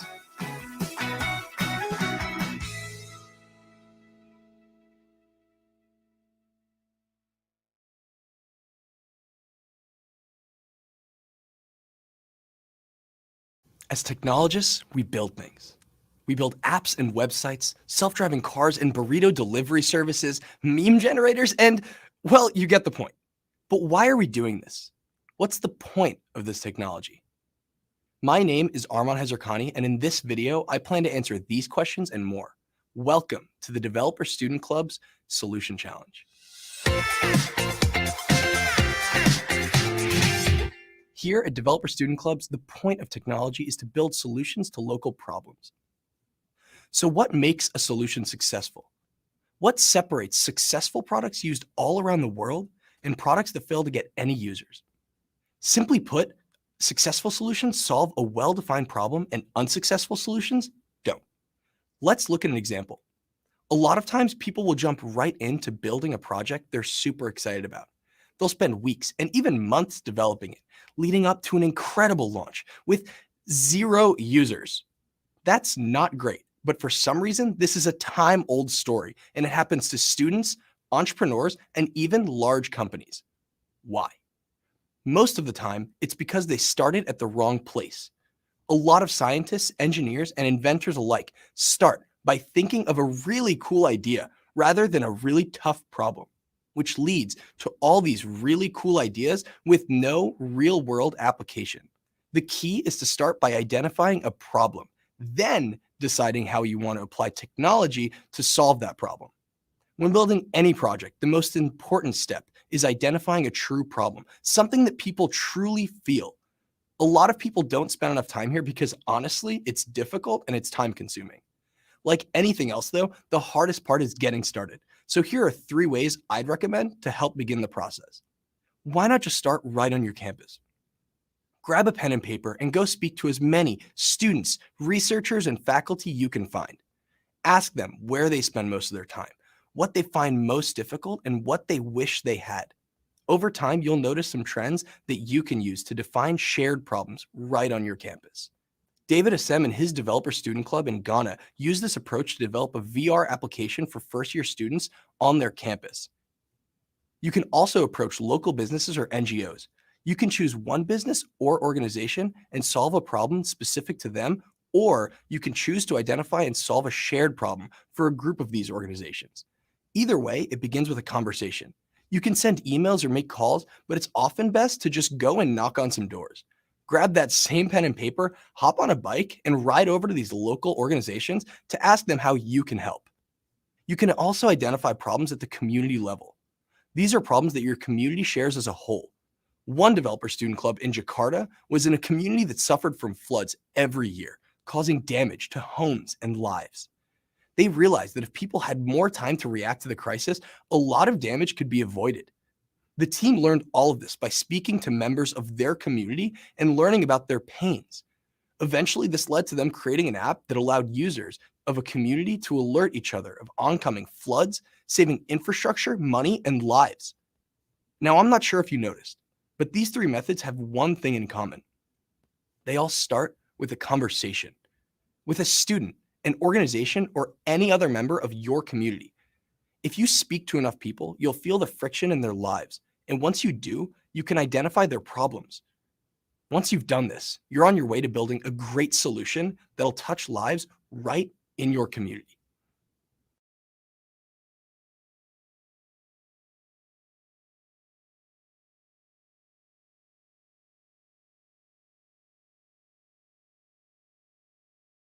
In our last video, we talked about identifying a problem. But a problem without a solution is, well, just a problem. My name is Arman Hazarkani, and in this video, we'll discuss methods through which we can identify a solution. Welcome to the Developer Student Club Solution Challenge. So we've defined our problem. Let's say it's that college students on our campus find it difficult and time-consuming to find places to study. We define this, as we discussed in our last video, through conversation. Now it's time to find a solution to this problem. The output of this step can be something like a tool that lets students reserve study spots on their campus, or a tool that lets students see their campus's real-time availability. We don't want to build or even design the solution yet. Those steps come next, and we'll cover them in the next 2 videos. Instead, we want to identify on a more basic level how students can find places to study more easily. One popular method is an exercise developed at GV, formerly known as Google Ventures, called the Design Sprint. usually done as a 5-day exercise, the design sprint is a flexible framework for solving problems through designing, prototyping, and testing ideas with users. It allows you and your team to validate ideas before going through all of the energy of building a product. On day 1, you map out the problem and choose a specific target. So for our example, we would map out how students are currently finding study spots and who our target audience will be. Maybe college first years who don't yet know these cool secret places on campus. The second day is for ideation. You'll come up with as many solutions as you possibly can, and there is no wrong answer. My favorite exercise for this step is Crazy 8s, where each member of your team on their own comes up with 8 ideas in 8 minutes. Now we have this big pool of solutions, and the next step is to pick the best one. For this step, I'd recommend using the dot voting method because it's super simple. Just have every team member hang their sketches on a wall and quickly present their solution. Then, when it's time to vote, have each team member draw a dot on the 3 solutions they liked most. On the 4th day, we create prototypes. I'd recommend drawing wireframes and using a tool like Marvel to turn them into a clickable app or website. Lastly, we test our prototypes with real users. You'll conduct interviews and you'll find some patterns which will ultimately lead you towards the best solution to your problem. The design sprint is presented as a 5-day exercise, but it's flexible, so you can do it on your own timeline. You should walk into this exercise knowing the problem you want to solve and leave this exercise with a solution that you are confident in. Problems are just problems until you've found a solution. Hopefully after this, you're one step closer to building a great solution that'll touch lives right in your community.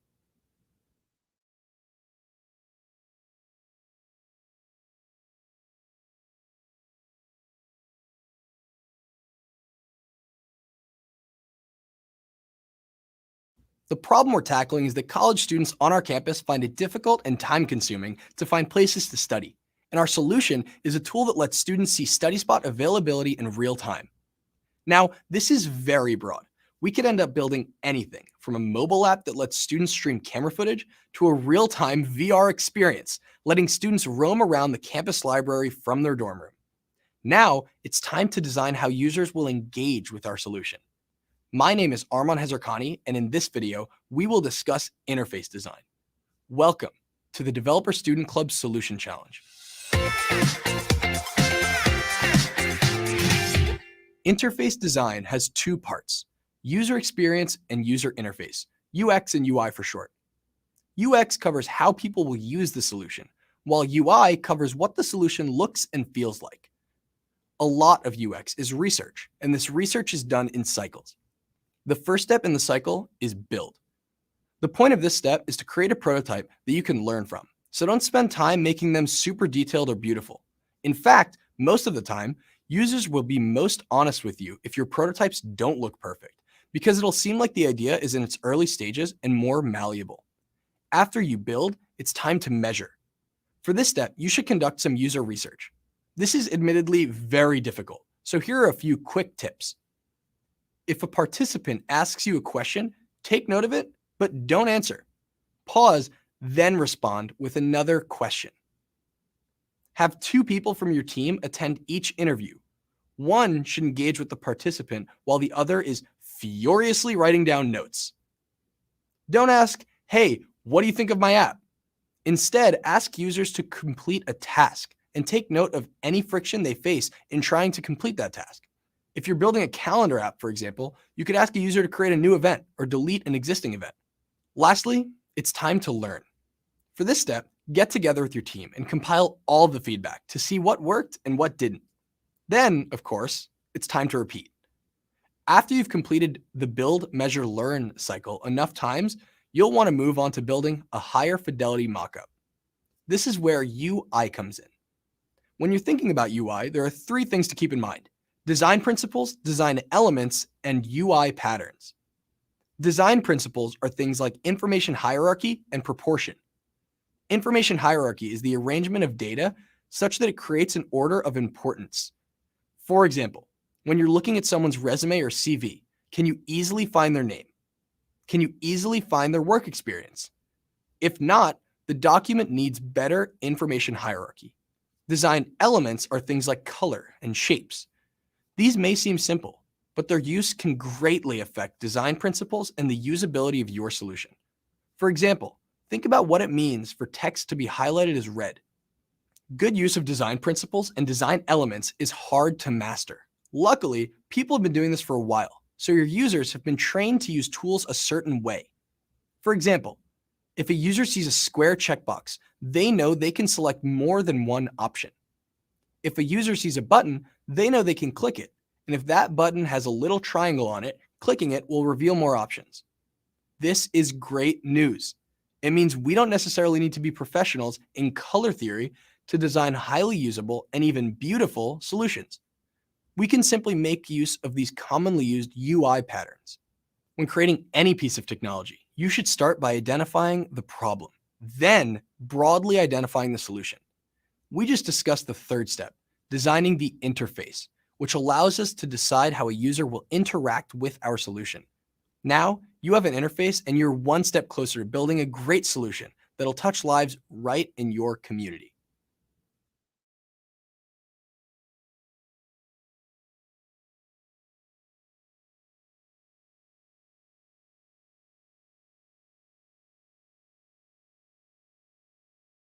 When people think of apps, they usually think about mobile devices, laptop or desktop computers, tablets, or even smartwatches. But this is only a part of the equation. My name is Arman Hazarkani, and in this video, we will discuss what else goes into building great technology solutions. Welcome to the Developer Student Club Solution Challenge. Most applications have what's called a front end or client. This includes the mobile devices, laptops or desktop computers, tablets, and smartwatches that we know and use. There's also another side to the equation, which is called the backend or server. And most backends have multiple parts, which can mostly be bucketed into running code, data storage, and other services.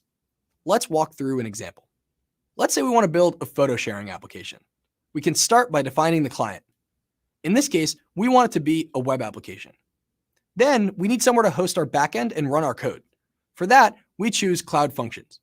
Cloud Functions is a tool which allows developers to write a function in Python, Node.js, or Go and trigger it over the internet. It also handles all of the scaling for us, so it's really good for beginners looking to develop web applications. We also need somewhere to store our user information, like usernames. For that, we can use Firebase Firestore. This is a NoSQL database which is fully managed, meaning that it handles all the scaling for you. Lastly, we need to store our photos somewhere. For that, we'll use Firebase Storage. This is Firebase's file storage system, allowing you to store photos on the cloud. Just like that, we designed our photo application. What if we wanted to add photo searching functionality, like in Google Photos? To do that, we can use the Cloud Vision API. The Cloud Vision API uses advanced machine learning, and it'll allow us to automatically create tags for all of the images, letting us search through all of our photos with key terms. What if we have a bit more experience programming and want to use a popular web framework like Django, Express.js, Ruby on Rails, or Spring? In that case, we can use App Engine. This is Google Cloud's platform as a service tool, which allows you to upload your code and it handles everything else for you. Lastly, we might want to add different types of clients that each interact with the backend, giving our users access to their photos on all of their devices. Like anything else, this is much easier said than done. So to help you actually make these decisions, we've created a 3-step process. First, we make a list of all of our considerations or constraints. Make a list of everything that might impact how this product is built. That means everything from how the user will use it to what your team's technical experience is. Next, you should do research and make a list of all the tools that you may use. To see a list of all of Google's developer products, go to developers.google.com/products and browse around to see what tools fit your needs. The last step is actually designing the technology. For this step, take out a piece of paper and a marker and divide it like so. In each part of the grid, you'll write what tools you'll use and what purpose they will serve. When creating any piece of technology, the point is to solve a problem. You should start by identifying that problem, then identifying the solution to that problem. After that, you should define how a user will actually interact with the solution. We just discussed the last step, designing the technology. And now you're ready to build a great solution that'll touch lives right in your community. So what are you waiting for?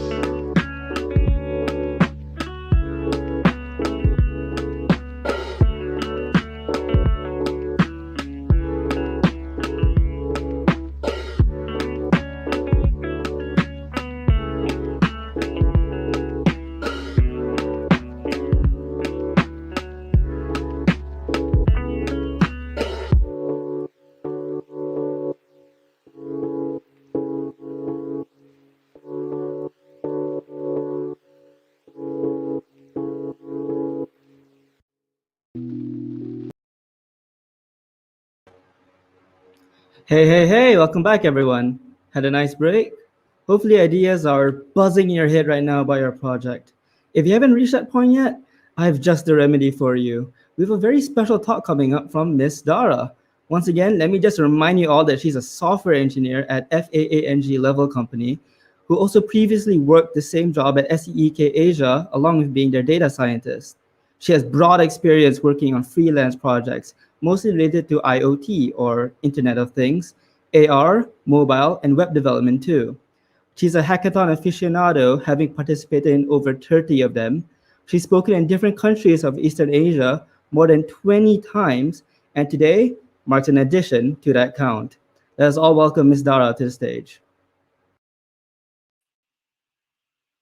Hey everyone, my name is Dara. As being said, thanks a lot for this long intro. Yeah, so today I wanted to talk about the hackathons and tips and tricks that I've used myself. So without further ado, let's begin.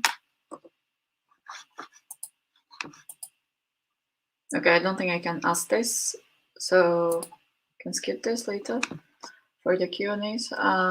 So yeah, as being said, that is kind of like 20 plus is outdated by now, it's 30 plus. Then yeah, there were less than 10 wins comparatively. So yeah, it's not like you will come in and win straight away. There are cases as such, but I never get things easy. Therefore, this kind of wins came to me after like 10th hackathon or something like that. I was that desperate to win. So yeah, how do you find those? Well, first thing first, you Google for those hackathons. There are quite a number of newsletters that I receive as well, and we use for our group in my country. So it's similar to Hackathon Kaki, that is this one for you guys. So we have created one named Hackathon.star. It's kind of saying meaning France as well. So it's like it's been inspired by this group to create one for Kazakhstan as well. So keep posting those events every time, so you always can go ahead and check them out. And also like apart from this, there are other platforms out there, just like a whole dedicated websites for you to find those hackathons. You just have to Google for it. There are quite a number of online ones that are happening right now, and I'm sure you'll have fun joining them. Online hackathons, though, were not the same as actual hackathons. I have joined only like few, and I didn't really like the experience, so I didn't continue joining. But that's personally for me. And yeah, that's just how you find it. Then how do you choose them? So of course, you have to consider a few things before choosing a hackathon, especially when your schedule is packed, or times when it clashes. Like for example, there are going to be 3 to 4 hackathons on the same day, and that happened to me. So you have to choose based on certain criteria you might have for yourself. And of course, first and first is the money that you're getting out of it. It doesn't necessarily mean that you're chasing the money, but it just shows where the organizers are able to contemplate. So whenever the price was higher, the whole organizational flow was great. And whenever the price was lower, it was kind of sloppy, the whole experience, and you wouldn't want to ruin it to yourself. So that's one thing. And plus, it's a good thing to have like extra cash in your pocket. Then it's organizers, of course. So if you were to choose a hackathon, just look at the organizers. I was looking at like AT&T, Google, as such as now. And this just tells you that they have an experience, they have certain, again, support, and basically you will most probably going to enjoy it more if organizers are more experienced, because you will come to the place and realize that you have well, I'm talking about the physical events here. You have food missing, or you have like you were not given a T-shirt, or you were just like there was a mix-up in tables, in your timings for your presentation, and stuff like that. It usually happens for newbies, and when looking at all of this, you would rather want to go for organizers that know what they're doing. Then the location, that doesn't apply here for online hackathons. Actually, it does. Like, make sure you have internet on, you have you don't have any distractions. Maybe just like, I would probably just crash at someone else's place or at my place for the hackathon time, just for the sake of it. And then free food. Yeah, I'm not sure whether you guys are giving free food during the online hackathons, but I don't think so. So yeah, that doesn't apply. But there were hackathons offline that were not providing free food, and that's a very important point for me. I'm like, at least I will get a free food for my effort there. Then the topic, like for example, if I were to be more experienced or more into data science, I would go for data science hackathons. If I were to go for IoT, I would go for IoT. So it depends on your interests. Like in my case, my interests vary, but right now it's way more focused. So like for example, I wouldn't go for IoT hackathon right now because I know it's not going to be in my priority list. I'm not going to benefit as much. Maybe I would go for some like web app related hackathon, because we're doing it. Then check with like I always check with my calendar. I usually put everything in kind of a time boxing spirit. So whenever I have something as such, I will just put it out there so that I don't forget. And every time it's not on my calendar, I usually forget, because that's some sort of a resource that I'm just putting out there for my calendar to handle for me. And even right now, it's like it's crazy, the actual schedule that I have right now. So of course, if I were not to put it there, it's gonna be a mess. So especially when you have like not only hackathon, but other speaking experience events, or you want to meet with some friends, or you want to just like do the project, the side project and everything. So with all that being said, it's best to put it in your calendar, even if you start small with just putting a few things there. I think it will increase naturally so long as you develop yourself. So it's better to start early than starting late. So what do you do before? You obviously need to find teammates beforehand. Of course, there are cases where people find teammates at the spot. And I've done that as well, and actually won some with doing so. But it's like, it's always easier when you already know the person, or at least you had some established communication beforehand.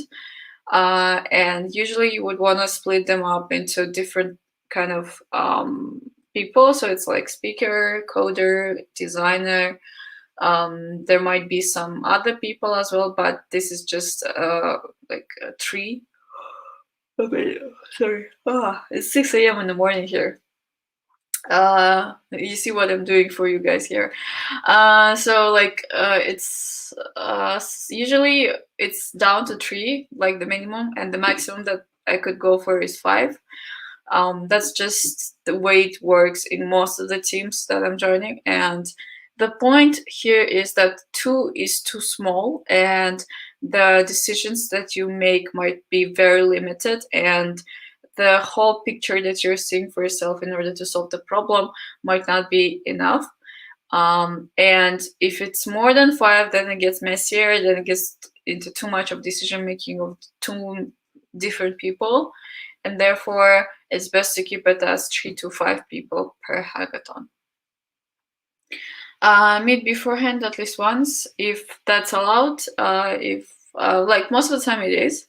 Nobody's gonna stop you from meeting beforehand, just to chit chat, just to get to know each other, like over dinner or over lunch, and just to maybe brainstorm the idea, which is coming out the third point. and basically just to get to know each other and discuss things. Research and feasibility. So I think there are certain technologies that sometimes me and my team would want to use, but we end up having a long discussion of things, and therefore we wouldn't want to waste that time during the hackathon, because sometimes we want to try something completely new, and before actually trying that out, we just want to make sure that it's possible to do. So there are certain ideas that we executed at the hackathon itself, and then lost quite a number of hours in implementing it, and at the end of the day we couldn't, because apparently it wasn't doable. So it's best to just do the research beforehand so that you don't waste time afterwards. Allocate tasks. So like come up with the rough plan and then allocate tasks accordingly. So that helps basically in order to keep you in a loop, and that just does, like, the plan will not go according to its own during the event.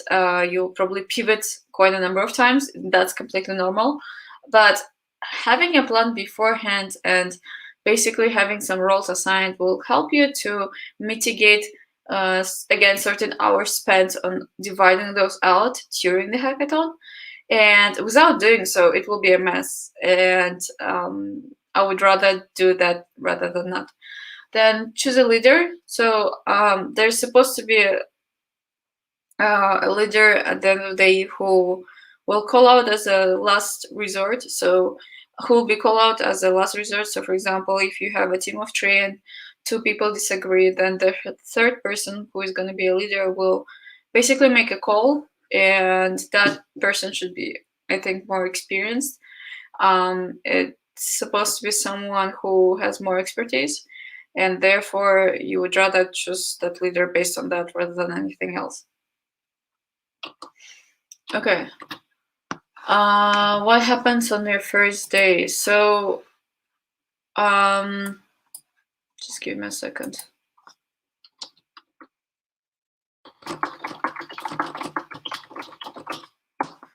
So the first day is usually very hectic, and you would usually want to basically talk to people at first, talk to judges about your idea, casually asking them for their advices, making sure that your idea is basically a fit for that topic.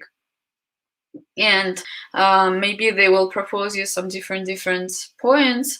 And I know these people who don't like sharing anything before they've done it, which I am strongly against, because without hearing feedback, without hearing what your users want, what the idea is all about, then I don't see the point of even doing it, because that's like you might end up in a situation where you build something and nobody's going to use it.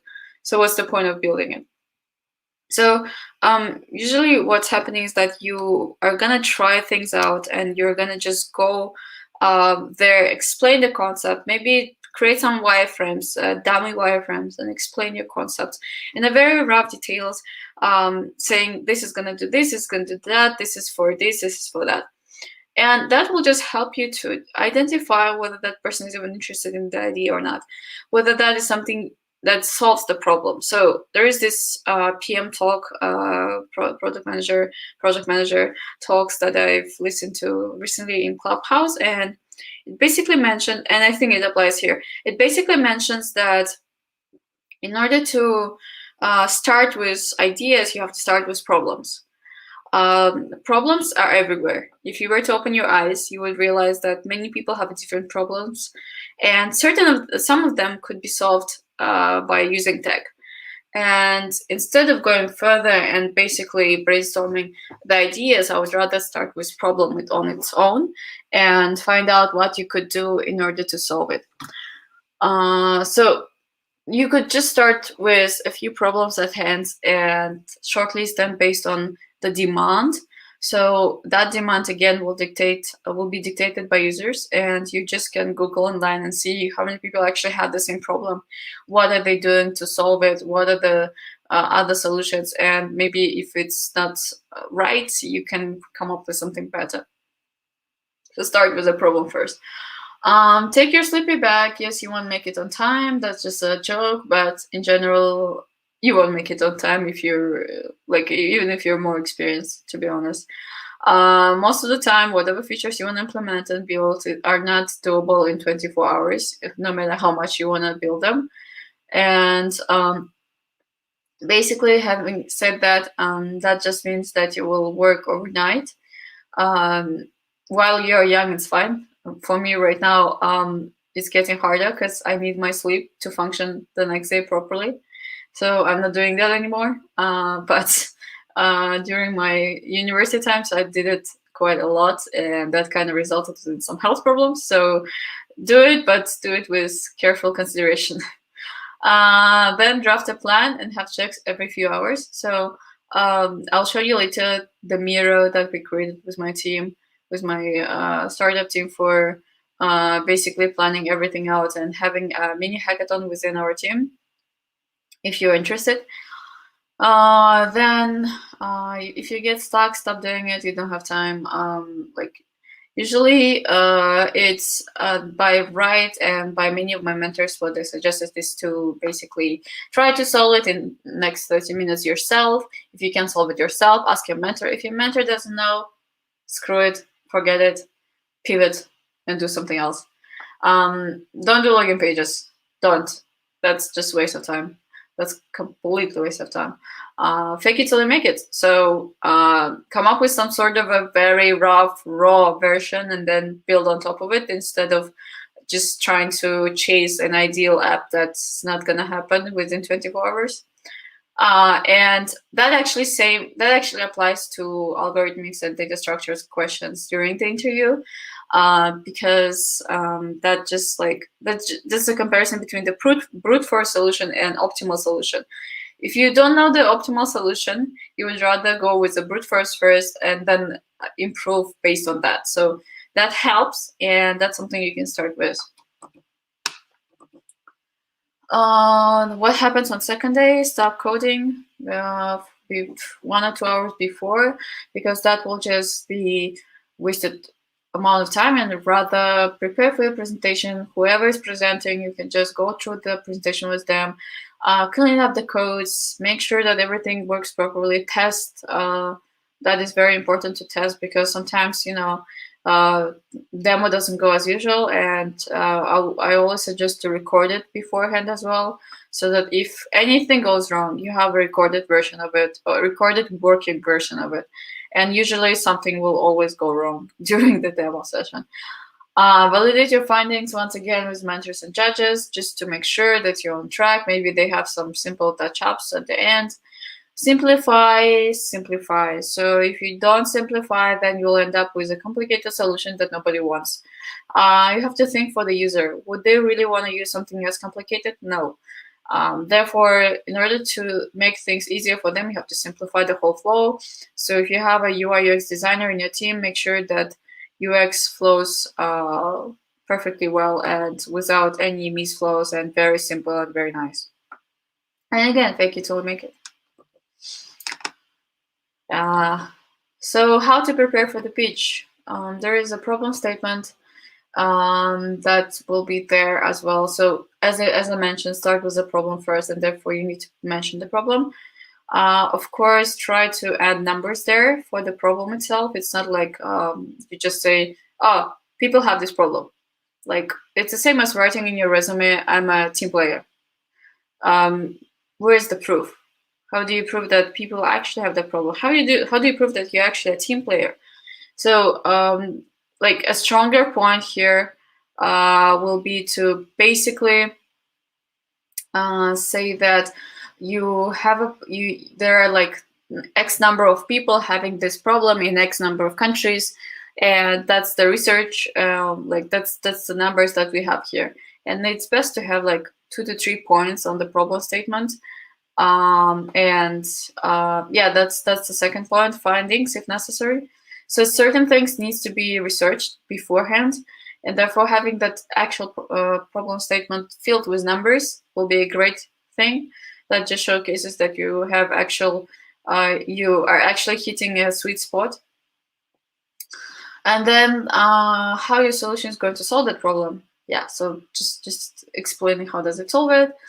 Then business model, show them the money, how you're actually going to monetize it if you were to publish it. Then architecture, if necessary. There was this time that we lost. Well, actually, we haven't lost. We were second, but the difference between first and second was so big. Like first place will go to Jakarta, and second place will just get a speaker.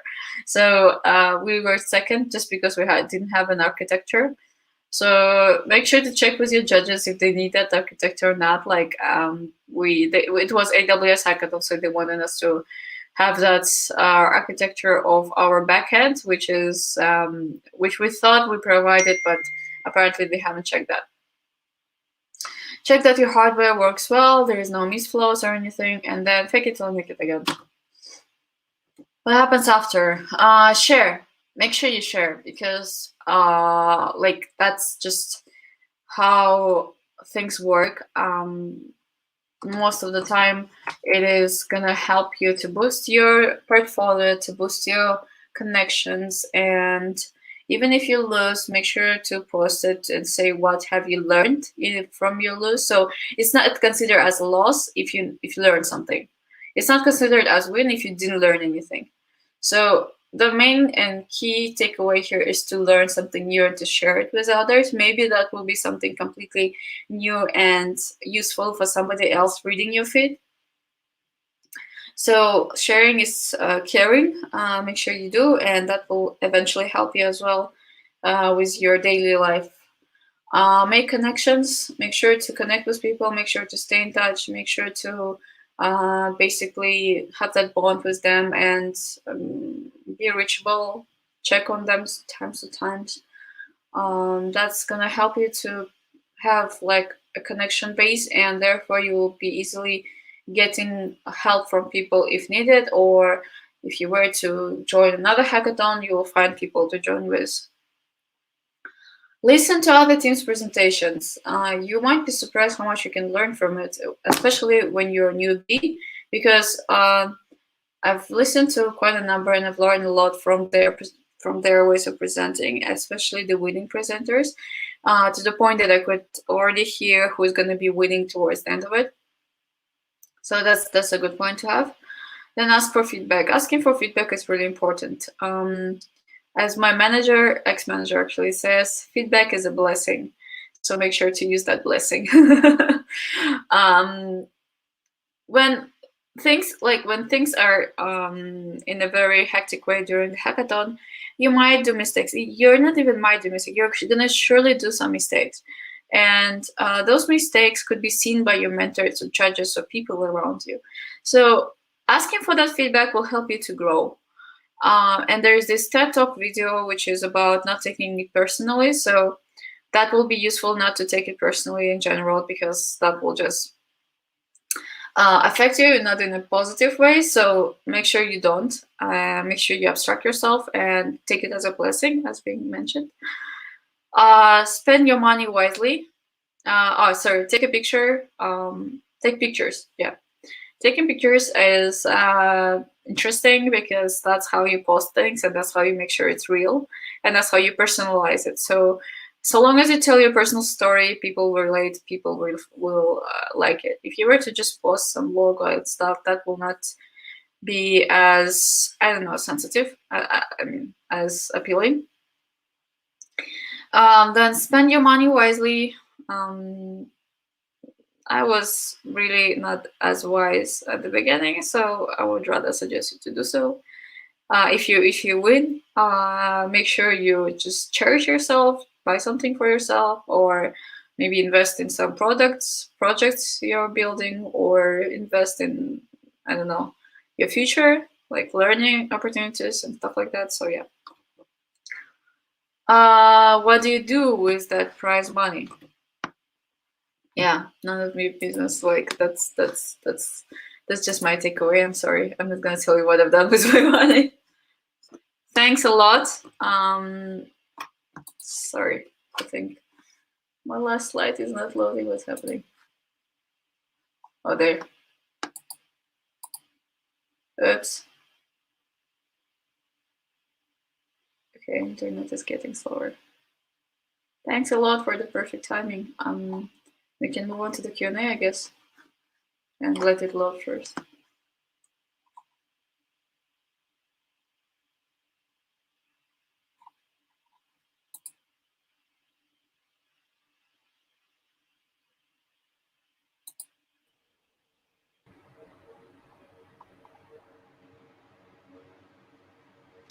All right, thank you so much for your talk. Before we start the Q&A, I would like to thank you on behalf of the organizing committee for coming out here and doing a speech at such an early time of your day. Thank you. Now let's move on to the questions. You have quite a few, actually. One is from Mr. TF is a croquette. He asks, do you have a favorite hackathon of the many you've attended? Oh, that's a good one.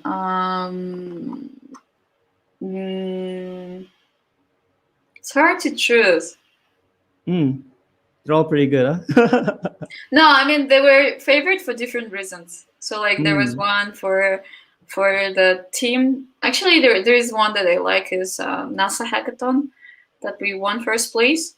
Because at that point of time, the team that I built, like the team that was created, it just helped me to realize what is my strongest point, which is about bringing completely different people together and making sure they work together and basically organizing the whole flow. So I didn't even code much at that hackathon. You're just like a leader to the rest of your team. Yeah, so that was fun, and that was something that I've enjoyed, and that's something that I'm doing right now with my startup team as well. So that's how it is. That's why I like it. That's cool. Let's bring up the next question. We have one from Mei-Shin Choi. If you had limited time left for your solution, would it be wise to prioritize the UI over the backend, or would you prefer to work on the backend more? I think it's like making sure the UI is very simple and very easy to do before making it super high, and I don't think that will be the point, and that again will remove that simplicity. And making sure that UI is very simple, but then easy to use, and work on backend as well. So I think they both are important equally. It's just that simplifying both will help to mitigate the timing spent for everything else, like for everything else. Okay. Next question. We have one from Mr. Chunket. Favorite country you've been to for a talk? Well, why that one for particular? I have an answer for this straight away. Singapore. Singapore. Yeah, I loved it. I was on the talk when it was like a woman tech maker thing provided, and it was so much fun because I was able to travel. That was one of the few ones that were sponsored. And the whole organizational flow, the building itself of Google Office, I was able to see the insides of it. The food was great, the people were great, the audience was so responsive every time, and like they bombarded me with questions. I've never been bombarded with that number of questions, which is great. And that was Firebase ML Kit talk. That was the time when they came up with updates, and I went to Firebase Summit in Madrid last year, and that's what I brought as a knowledge base. And I also distributed some socks, some Firebase earrings to people who answered those questions, and they answered it immediately. Like there were a number of hands coming up, and it was very responsive audience. I think that's why I really loved it, because the audience was so responsive, and I could easily get things to their table, and they were able to grasp it easily. It sounds like a speaker's dream. Going there, everyone is reciprocating. Yeah. Yeah. Totally. I've had so many talks where I just say something and they just say nothing, and I have to like make some kind of joke to make up for it, right? Totally, I agree. All right, let's bring up the next question. This guy wants to win. As a judge, what are you yourself looking for in your mentee? Well, I think the main point will be about the problem. So what kind of problem you're trying to solve, and how well are you solving it? And then the solution that you're bringing up should be less like I wouldn't look at small mistakes here and there, but I would look at on the picture as a whole.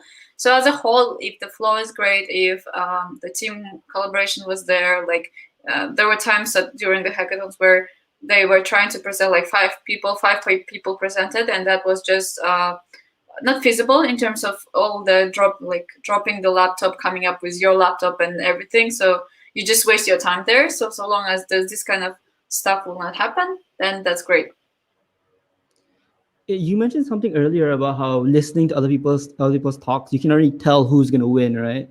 So what do you mean exactly by this? Like, in what way did they present in a way they were like, oh, they're gonna win this? There are different factors. Well, but then overall, I think the kind of expression on judges' face, the kind of confidence they express when they present, and the actual problem, how big is the problem? Like sometimes the problem is that big, but then you don't even notice. For example, if you watched Bill Gates' documentary, that being said there, like they didn't even know that people still die from diarrhea. And that number of people die. And therefore, yeah, so that's just ridiculous, right, for us in more of a developed countries. But in Africa, for example, that's not the case. So if you were to hit that sweet spot of solving an actual problem for people, then yeah, that's where you kind of know that people are going to win. That's cool. We have one question from Mr. Kok Kwan Ong. He asks, working with people from different countries, can you share the differences in culture for hackathons? Oh, I love this kind of question. Yeah, I love it too. Hi, Kwan. A long time no see. Working with different people from different countries. Well, there are some differences. Like per se, in my country, that might be more of presentation rather than actual demo. Because what I've seen so far is the fact, actually, no, it's vice versa, sorry. More of demo itself rather than presentation. Because we are coming from a post-Soviet Union country, and we don't like empty talk, we like actual doing. And therefore, when you look at their presentations, they just jump straight away to demo without actually explaining much. And I was judging one of the hackathons, I was mentoring one of the hackathons in my country, and I saw their demos, and they were really like so into the actual functionality of it. So they're like, they don't care about all the pre-story, all the beautiful story, all the beautiful storytelling. Yeah, it might not even be there sometimes. So that's the difference that I saw. Whereas in Malaysia, it's kind of a 50-50. You have the demo and you have the presentation, and without one of them, you might lose. So that's the kind of a difference that I saw. Then there is another one which is more on like teams themselves. They usually be like more responsive, more talkative in Kazakhstan, whereas in Malaysia, I feel like many people are shy to ask things, and that's what was blocking me to help them, because if you don't ask, how do I know how to help you, kind of thing. And therefore, but like in Kazakhstan, I had to stop them from keep asking me questions because I had to go somewhere. So that's the kind of a difference. Yeah, it's all about the differences in culture and how like our country is brought up, I guess. Like Malaysia is more, I guess, reserved. So that's why people are more are scared to talk a bit more. They rather let other people ask. They're not much of initiators. I feel like that is something we need to change as a country and as a society. But yeah, it's very interesting how different places interact very differently too. I agree. All right. Do you have any more questions? Mr. Tung Kwong, sorry if I messed up your name, do hackathon solutions really make it to become startups? None of my hackathon solutions became a startup. Blunt! You're so blunt! You didn't even try to like sugarcoat it. I'm honest. Okay, could you elaborate why? Sure. Sorry. Basically, the reason why is because most of the time, it's it's not like I don't want to continue. There were like other commitments, so we tried. It's not like we didn't. There were a number of times when we would go out and try to implement it, but then hit some blocker and then stop doing it from there. There are times where people were dropped. There are times where I couldn't do it because of some other commitments and I had to drop out. So there are different things happening here and there. And what I've realized, like now that I'm building the startup with my countrymates, is that the most of the time, whether you like it or not, the solutions that you build during the hackathons are not necessarily going to be applicable outside of it. So during the hackathon, there is this atmosphere created. And when you go outside and try to get, like, I don't know, maybe the people joining investments and everything, you realize that it's a real life. Like, real life and hackathons are different. I might be wrong. There might be stories of like hackathons being there, but it's just my story. And the way that I've actually built up this team right now that I'm having is completely abandoning hackathons. Because like I'm still a judge, I'm still a mentor, but I'm not going for hackathons as a participant anymore because I realized that I don't have an after story and I'm tired of it.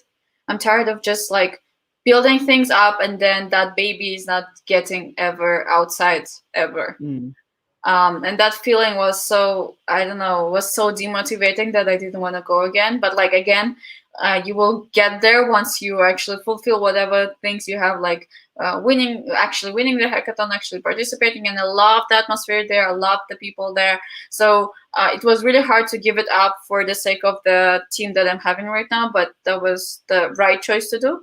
And like with a startup, if you were to continue with a startup, then you have to make sure that the problem is actually there for people around you, for yourself, and that's something that gives you passion. So for like one of the products we are building, which is called 30 Dates, it's a passion for me because it solves my problem. It solves my problem of being single for like 8 years or something. So so that's how I approach it. Like it's a passion of mine. It's a problem of mine. And if you were to like really look into it, I would not give this up, even if you were telling me to do so. So that's the way it works with startups.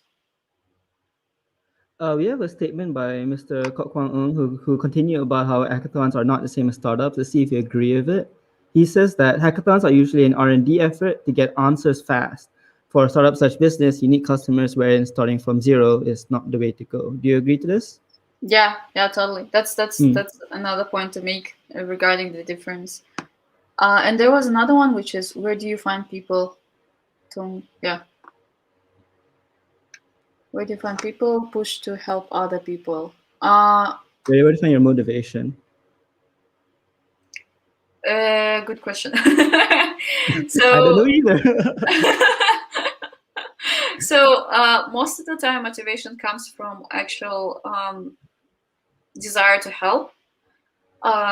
So with all of the things that we're building in the startup team, the main and core reason, and even in hackathons itself, is to solve the problem, to talk to people that actually have that problem, and therefore you are motivated to solve it because there are people who are waiting for that solution. And then another one is basically enjoying it. If you don't enjoy it, don't do it. I enjoyed hackathons a lot. I still do. And that gives me the spirit, the vibe, the actual keep on moving further kind of vibe. And whenever I see people not liking it, it's just like, even if you try really hard, you're not going to force yourself to do things that you don't like. Therefore, just go for things that you do. And there is this one thing that I've discovered in Bali, one of the mentorship programs I went for. So there is this thing called Ikigai, which is a reason to wake up every day. And for many people, I see that their Ikigai is either not strong enough, or one of the pieces is missing, and therefore they burn out, or they lose their passion, or they just give up middle way and stuff as such. So for the Ikigai, you have to have 4 things, which is what you like, what you're good at, what the world needs, and where you're going to earn money. So with one of them missing, you will end up having struggles, internal struggles in between. When 4 of them are there, and then in the middle there is a formed ikigai of yours, which is, for me, for example, it's building actual cool tech products that solves daily problems of people, and a second one is to teach people to explain things in a very simple way, that like to explain complicated things in a very simple way.